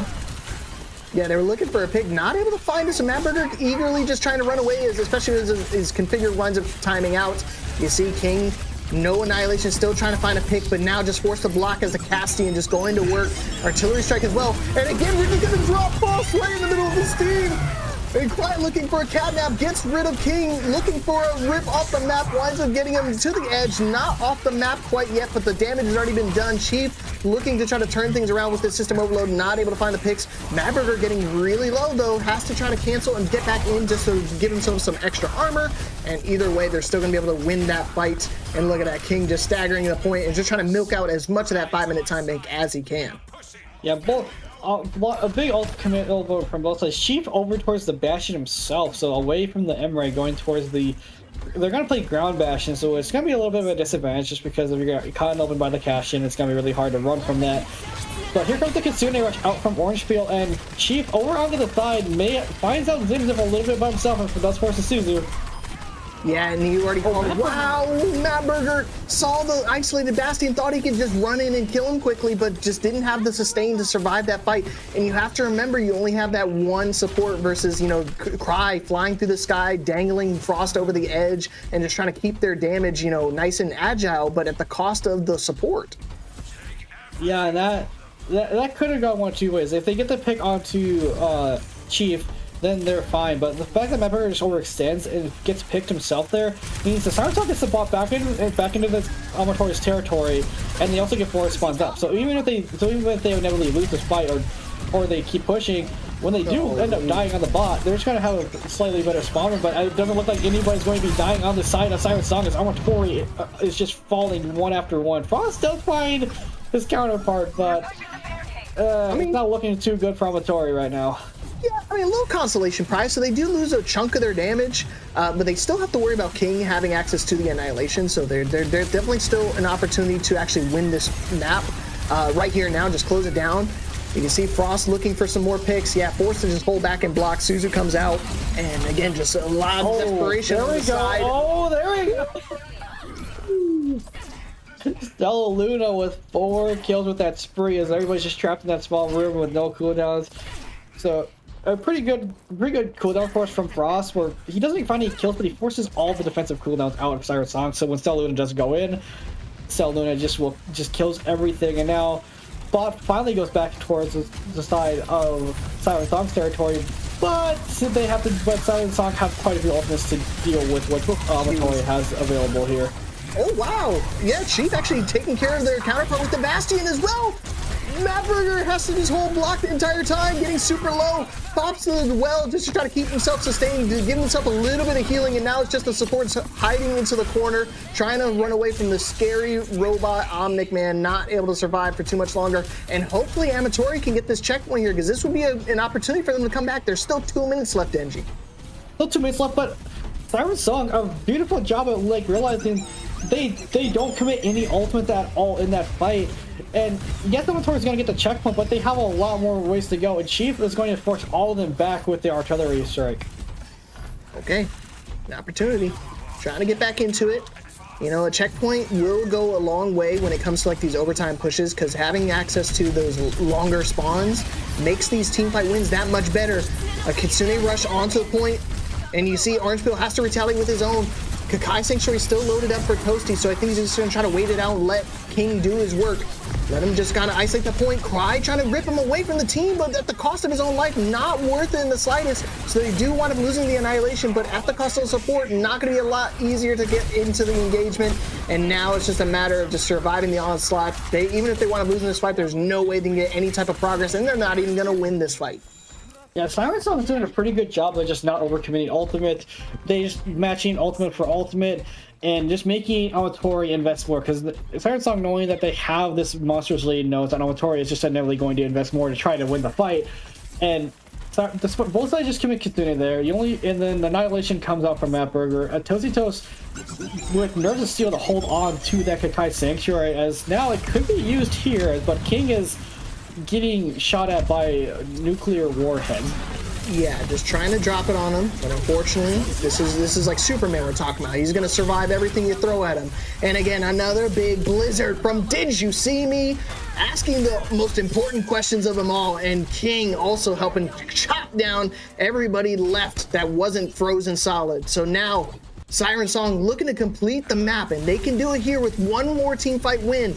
Otherwise, Ametori have an opportunity to make it back through overtime. That cry goes off the cat and towards the Juno. Now, Mapper has to use this annihilation to just stay alive. But no, Luna again! It just comes them again, so Luna just managing to find 3 or 4 kills with that spree. However, it did cost them both spree and annihilation, so that was both the ultimates that they had available. And Siren Song still holding on to this Chikai victory. Have the artillery barrage to work with. The own field still has the Tsune rush as well, but Toasty goes down very late, so that's not what you want. Siren Song are just gonna have to wait and give the 4th spot back. And when Shiva finds out random pick on the Zim. Yeah, we had just used Suzu, unfortunately, in that last bit of fight, so not able to survive the artillery strike, and now you have to try to survive with only a Juno, and he gets walled off, so there's no Suzu necessary to keep him alive. And what else? A hook over from Toasty shuts down the motorcycle and telling him there is no riding allowed here. This is a school zone. You gotta slow it down, and we take the lead back into our favor. Yeah, Ametori kind of dug themselves into a very late hole, and then if you've heard of Admiral Theorem, it pretty much kicked. Like as soon as Siren Song bypassed 100 meters, it was going to be very tough for Ametori to get back into them. Unless Siren Song suddenly turns into, unless Siren Song decided to let's just turn into a DSG for a little bit and give up a monstrous lead on push. Yeah, Ametori were in a very rough spot, despite still Luna and having those heroics with the ultimates. But every single time that Ametori won a big fight with ultimates, it was in their own territory. So Siren Song were completely okay with that. Yeah, because you see how far they got it in.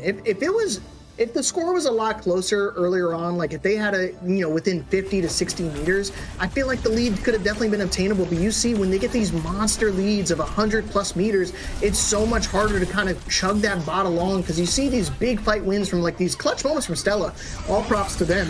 But again, at the cost of those big ultimates, because most of the time when they get those ults, you see Mattburger having to use Annihilation alongside it. So when that happens, you just have nothing to retaliate and stack those wins consecutively, and that's what it really boils down to, especially on push. When it gets down to those big elongated matches, when you have to get those consistent wins, it's got to come at the cost of a cheap fight.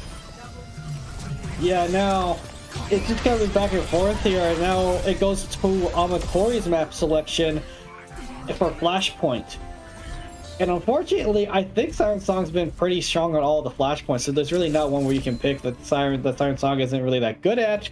And Ametori themselves, I think Ametori is mainly favored Survasa. Mostly everybody kind of favors Survasa or New Jump City and Atlas.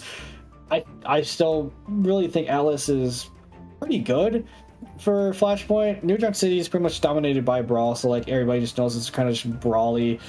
I just think Atlas gets a bad rap. I think it's probably better. It's more well designed than Sura is, in my opinion. Yeah, I don't know. I personally love Atlas. That's one of my favorite maps ever added in this game. I think the aesthetic looks cool. I think you play a lot of varying different comps. You don't have to kind of hard stick to a single comp. You can kind of play a little bit of everything and find a lot of success. So hopefully Ametori try to lean on that a little bit, because I think this is going to have to be the point where you have to turn it around, because this is it. You either win and take us to a final map situation in the series, or you lose and you have to try to fight your way through the losers bracket. Yeah, but we do have the map selection. Ametori has picked Survasa, and not really surprised. Survasa has been a go-to map for most teams across all 3 divisions. It's kind of Survasa is kind of the Lijiang Tower Flashpoint. And Ametori immediately just getting rid of Zarya. So another thing where they're trying to take away some of King's strengths. But the problem that a lot of teams run into is if the series drags on, you kind of have to be careful with what you're banning early. Because if you ban all your good stuff early, you really don't have anything to answer late. And Siren Song, Ametori bans 3 of the first 3 bans, probably their most impactful bans. So they really don't have much left in the tank here if this goes to map 5. Yeah, kind of shot themselves in the foot with that one. I think that mainly they were trying to utilize the save a little bit, maybe trying to make sure that Matt Berger doesn't have Sigma banned in this following map, because now you have access to Cassidy again. And if we've seen, time before, Frost definitely loves to lean onto the Cassidy quite a bit and have access to the Sky Noon. And we've seen during those highlight reels how often these teams love to get these big convoluted plays. So definitely still on the table, still an opportunity for Ametori to bring it back. But now it's just a matter of what Siren Song wants to retaliate with, because now you see Cat can no longer be banned. Cassidy on the table for them. Who do they try to lean on? Are they going to try to get rid of something like the Mace to make it a little bit tougher for their team to play the Sigma? I think that they keep the Mei because Simi's been doing really well on the Mei. If anything, I think you get rid of the Xion, so then preventing Cell Luna from playing that. Right. I mean, yeah, Luna was definitely going sicko mode. Or the Bastion, so preventing the cash gen comp. Okay. That's not a bad option either. They're just gonna try to whittle down every opportunity for them, piece by piece, whether it's the Cat, the Cassidy, or the Castian. We're gonna find a way to get rid of one of them. Yeah, as now you get rid of the cash gen, which is the more lethal between the Cassidy and the cash gen comp. The cash gen, of course, more lethal. You have a lot more damage. You're basically an AC-130 turret or attack helicopter in the air. As the Bastion, Cassidy, you're pretty much relying on the high noon. So it requires your Cassidy player to build up to their high noon before you even pick them up. And if Frost has no space to work with, that's going to be tough. I trust Frost. Frost has been kind of killing it on DPS tonight. Definitely been one of the highlights alongside. I mean, again, all the DPS have been doing great, but Frost also been a standout player. So it all comes down to this. I think when the matches get this close, this is a make it or break it situation for these teams, and it really what separates the wheat from the chaff. Yeah, and it's do or die now for Ametori. They have no more lives left in this match. As if they don't win this game, this match, they drop to lower and then they await the winner of Odin and Cloudrius, which will be happening tomorrow. Meanwhile, Siren Song locked themselves into upper bracket. As this is kind of the start. This is kind of like a repeat of kickoff, where Ametori and Siren Song both are the two teams that made it, and Siren Song just kind of like outside the flop on King's Row. Siren Song has pretty much been in control of this entire game. Oh yeah, and I think that stems from the confidence. And if you look at the map history as well, the map stats of Push or of this Flashpoint, I think it's gonna still keep that confidence themselves. Because you can see again, Siren Song coming into Suravasa, they're looking a little confident. They're currently 7-0 on Suravasa. 7-0. I don't know where you're finding the map stats. I'm not gonna lie. Bro, there's a little tab. If you ever guys get to check the website's awesome. Shout out to Solon for helping take care of all the hard stuff, so it makes my job a little bit easier. But yeah, you get to click that little tab and it tells you what the map stats are, and it tells you that Siren Song 7-0 versus Ametori is currently 1-3 on this map. So, I mean, granted, they've had the most experience with it, but going for maybe somewhat of a comfort pick on the Suravasa. Hopefully they can find a way to get it going, because now it's a do or die situation. Last chance for them to stay in the winner side of the bracket. Siren Song one step closer to hit and move on into grand finals. Let's see if they can do it right now. Yeah, and Siren Song staying with their Ametori, not even playing the Sigma. They're just going to start Matt Berger on the Diva.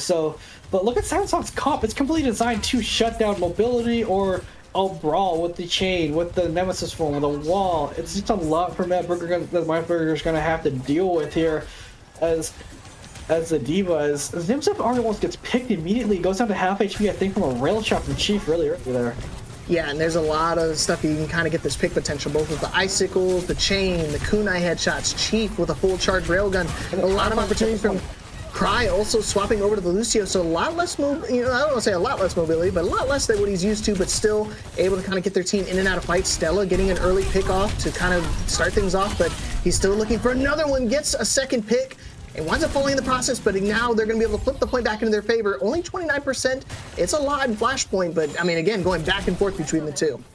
Yeah, a little bit of a disjointed push there from the side of Siren Song. There's two different fights going on. As now Orange Peel and King are still hanging around. Actually, both are still alive, as King able to protect his Kiriko. And now, the fact that that happens, and now Ametori used a lot of their mobility cooldowns just to try to follow up on those 2 picks.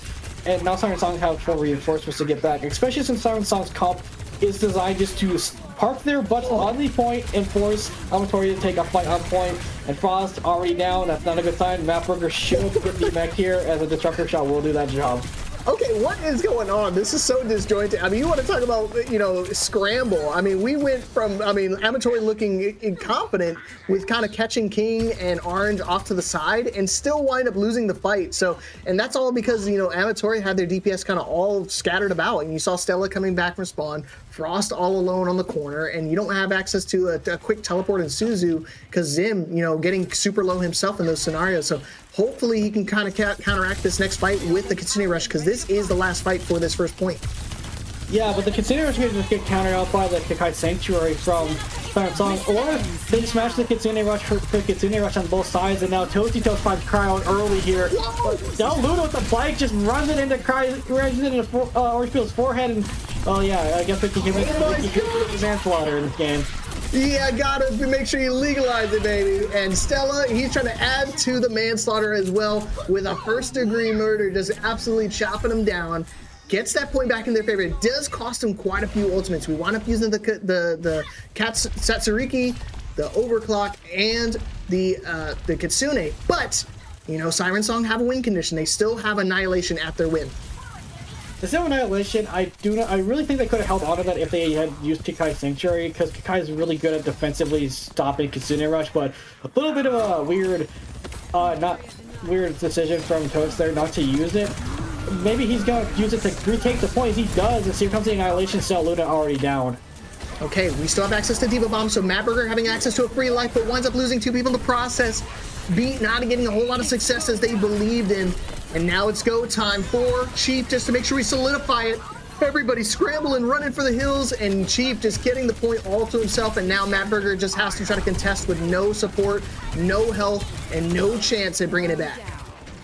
Yeah, Siren Song, them having that ultimate match to come in just to retake the point is great, but they used everything that they had. They are playing the Blizzard's Kitsune Rush as well to match Ametori's Kitsune Rush and OC, so not the worst case scenario for them, but then again, like Ametori's comp, it's like, can we isolate somebody with Mapburger's Diva and pick them off?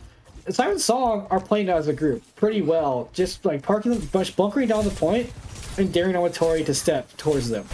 Yeah, they want them to approach and get up close, because that's where Ramatra kind of thrives, right? You're just playing up in their face, just kind of duking it out up and close and personal. So, I mean, it makes sense why they're 7-0 on this map pick, so they're going to have to get a little cheeky with trying to find a way to get back in. Overclock in hand for Frost. Not going to use it quite yet, maybe trying to bait out some crucial abilities. They do wind up baiting out the Blizzard as well as the Kitsune Rush from Orange Peel. Stella overstaying their welcome, going straight to the back line, winds up falling right away, not going to be able to find anything with his Overclock. Just so much HP on this point, and just so many bodies. Yeah, the Kitsune Rush trade is just favors Siren Song better because King can just go into Nemesis form and do a lot more damage than Mapburger can on the Diva in the Kitsune Rush. And despite Frost coming in the OC, the Blizzard just zones him completely off, so he can't really go aggressive with the OC. And then he just tunnel visions on you see him gets his head taken off by Chief. And that was all Ametori's fault. And Siren Song still have this coming up on Annihilation they can kind of work with. Meanwhile, Ametori, closest thing they have is the Sound Barrier, but it's still quite a ways away. Yeah, let's say they still got a lot more ways to go. 100 charge for Frost. Maybe could get the pick on the Chief. Not going to happen, but Chief still winds up falling in the meantime. They do pump the Kekai Sanctuary, but you already know this bike's going to go right through them all. Yeah, Suzu comes out at the perfect time. Both supports getting kind of low. Cry winds up falling in the meantime. Diva Bomb is accessible for them if Batburger winds up getting back. Yeah, winds up committing the Annihilation, but I mean, they do flip the point back over to their favor at 75%. Maybe May and Ramatra can be able to turn things around. Everybody getting kind of low on the side of Ametori, slowing things down quite a bit. Yeah, they will match it. Siren Song will match to take the point, and they force Mapburger to remake at a really weird angle, but King oversteps. Okay. I was sad. I was disheartened there for a second, Denji, but because he winds up surviving now and they wind up getting the pick onto King, this is a great opportunity now for them to kind of bring you back in terms of percentage Toasty Toast getting rid of Cry as well, and they're just triggering overtime just to kind of give themselves more time to get back in from spawn. Yeah, the slide gets a beat there from Chief, so that will signal his death. The Siren Song have to get the heck out of here. They will have quite a few ultimates to work with, but Ametori will have 4. Yeah, the crucial 4, right? These are the 4 that would win him fight. We saw Stella go crazy on the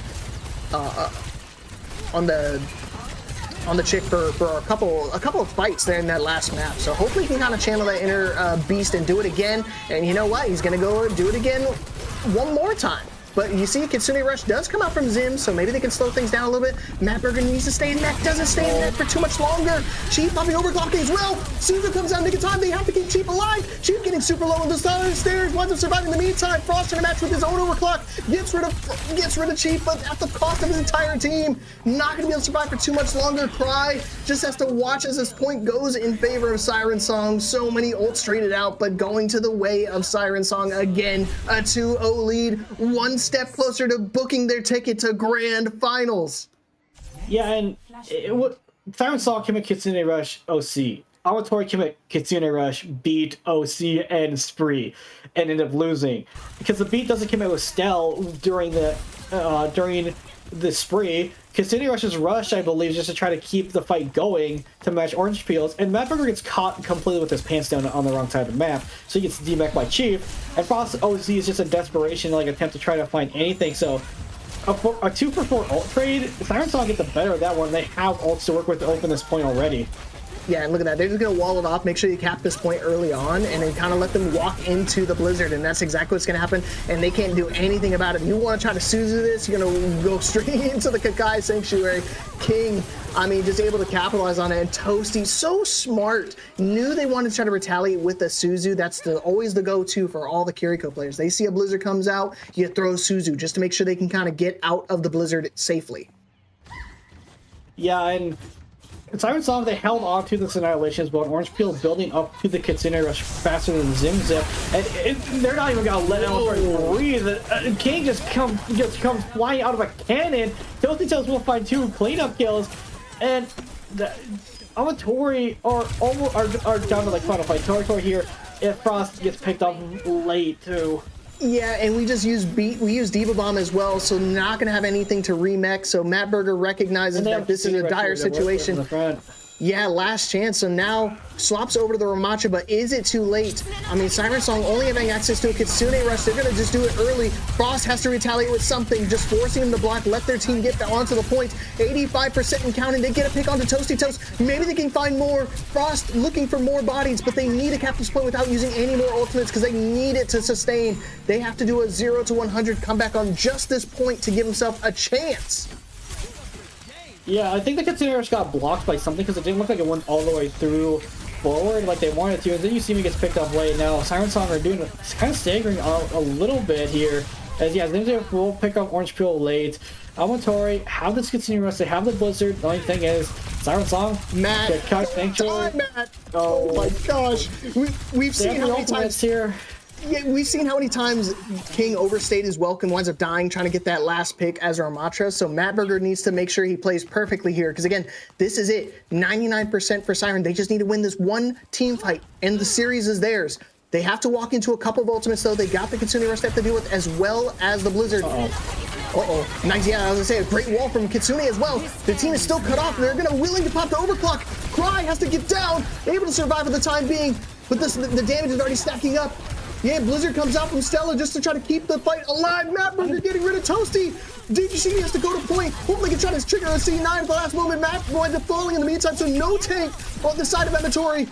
They get to almost a flip halfway through, but winds up falling in the meantime, and Ametori survives. One more point. They still got to keep it going. They have to get one more to equalize it.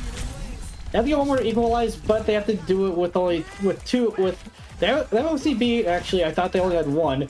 But Siren Song, I think they realized that they weren't going to win that point, so they just tried to force as many ultimates out of Ametori as possible to play for the next, because they held on to Kakai Sanctuary, as well as this Overclock, Annihilation, and Kitsune Rush. So Ametori are going to be running into a lot of pressure here. Especially, it's going to be on Frost. Can Frost maybe pick off somebody early with the OC before Or OC does a shot that's for Sheaf all the way back. Holy macro, there's a lot of ultimates being utilized. That's three ultimates. Whoa, wow, yeah, I mean, so many ultimates coming out simultaneously, it just completely freezes us up. So, winds up losing Kakai Sanctuary and going to utilize the Annihilation and Blizzard.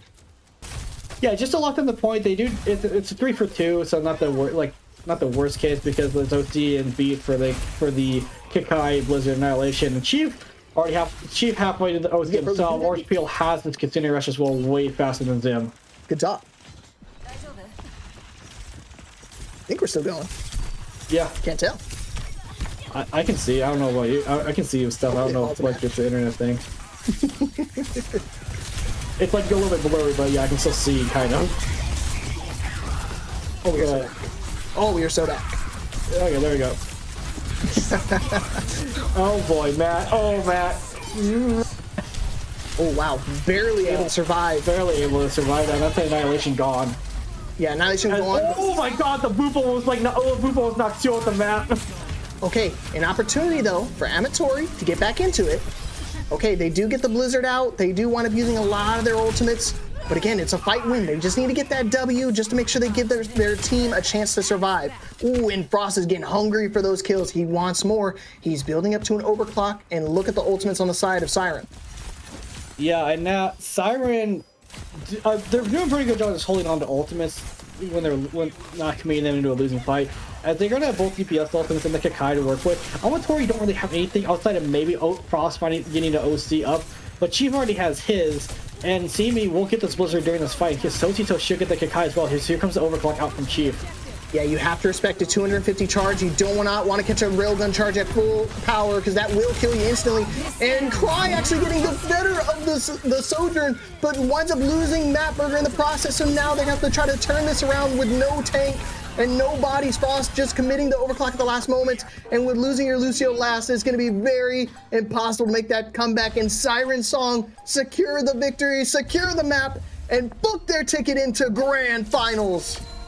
Yeah, and they kind of continue the trend on they 3-1'd everybody so through the upper bracket.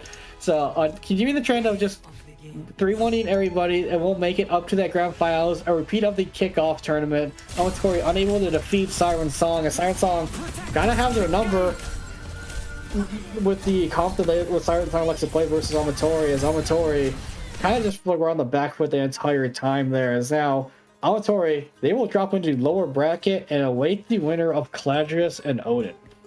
I mean, unbelievable work from Sirens. I mean, it makes sense why they're looking dominant on Cerebasa. Now improved their standings to 8-0 on that particular map. So they have so much momentum going into this grand finals. They have the confidence. They got their run back from the kickoff clash. And Ametori, I mean, obviously a little heartbreaking of the defeat, but I mean, again, had glimpses of hope. They had looked so strong throughout the entire series. And even this last map, I mean, even though it went in favor of Siren Song, definitely have a lot of positivity and a lot of good, opportunities for their, run back potentially. Yeah, I could see these two teams facing off against each other in grand finals. That being said, though, the two teams that are playing each other tomorrow, Ametori would have to play next, Odin and Cladrius, both of them no slouches. And as the last time Odin and Ametori met each other, Ametori had to reverse sweep just to keep going through the upper bracket. Yeah, so I mean they have to do it again from the loser side of the bracket. They have an opportunity, but again, there's a lot of great players on their team, so I definitely see room for them to make it back and get that run back potentially against Siren Song. But I mean, again, you can see Siren Song in full control, so good at keeping ult tracking and just being aware of where people are positioned at accordingly, so they can kind of control the tempo, control the pacing throughout the entire map. And you saw when it came down to the wire, the ultimates that they needed to secure the win, they did it, and look at that, they're moving on. Yeah, but as we usually do, we always give there's the updated bracket. Siren Song moving forward in the grand finals. Ametori will await the winner of Cladrius and Odin, which will be taking place tomorrow at 7 Eastern. But as usual, for most matches, we do give a player of the match, and No, and it is going to be Chief for Siren Song, as no matter what this guy played, he was on fire. The Soldier and the Emray, the Bastion, kind of just making Frost sweat. And Frost was getting the better of Chief a couple times, but most of the time Chief just completely just diffing Frost. Yeah, I mean, again, they're if you look back at all the stat lines throughout all the maps, top fragger definitely going the way of Chief. I mean, this dude was definitely lighting it up. I thought he was gonna be stuck on Sojourn Jail throughout the entire series, but you saw glimpses of him playing different characters and just looking completely dominant.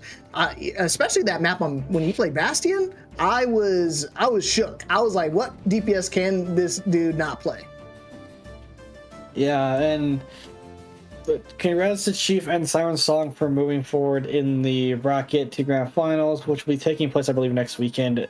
Ametori, it's not over for them yet. They still have that second life of dropping to lower bracket, and so it's not the worst thing for them. They played pretty well. They knocked that map off of Siren Song of Kings Row, but Siren Song, besides that, Siren Song pretty dominant But that's not all we have this weekend. We do have a couple more matches tomorrow as well. As I mentioned, Caladrius versus Odin will be taking place tomorrow at 7 Eastern. That will be followed by the BPL Season 8 award show. So best tanks, DPS, support, most improved, MVP, and rookie. All that will be revealed after Caladrius versus Odin for A, B, and C League, as they have all Jimmy and staff have counted all the votes, so they have all the graphics and stuff ready to go, I believe. And then after the award show, it will be followed by Elvish Soul Knife versus Pachisuba at 9 Eastern. Those two teams will be facing off for the last slot in grand finals to face Freefall. Yeah, the brackets are starting to wind down for a lot of these players. You saw we've already booked one ticket for grand finals for the A League. The C League will find out who will meet their fellow opponent in that grand finals matchup as well. So a lot of matches, a lot of implications on the line, and a lot of people fighting for their lives. So it's going to get hectic, coming down to the weekend. And this is just, one more weekend beyond this one. I'm excited for that award show tomorrow because I already casted my votes. Hopefully you guys casted yours, and we're going to be able to find out who is going to get the MVP titles for all of the respective roles. Again, I'm super, super excited to see it tomorrow. So hopefully we see you guys there starting at the 7 p.m. Eastern start time. But that's going to wrap it up for us here tonight. Denji, what you got planned going for tomorrow? Well, I have my game tomorrow. I'm the tank for Elvish Soul Knife, so looking to play against Patchy. Funny thing is, we were the team who knocked Patchy into lower bracket and made them run the gauntlet, so they're looking to get revenge against us. Last time we played was a 3-0. Do I think it's going to be a 3-0 this time? No. Patchy have definitely woken up. Yeah, so let's go ahead and wish Denji luck. Again, awesome dude. Great to cast with. Also a phenomenal tank player. So hopefully we can see him add more highlights to that awesome highlight reel we saw a little bit earlier. I'll be being available tomorrow. There's a big major happening for fighting games tournaments tomorrow. It's in Florida for CEO, but I'll be at home both watching and grinding, hopefully getting on the mic again. So we'll find out who's going to be on the mic tomorrow for the playoffs and the actual award ceremony. So that'll be a very exciting match to see. A very exciting award show, a lot of implications. So hopefully we'll see you guys there tomorrow. Everybody, make sure you have a good night, and we'll see you guys again soon.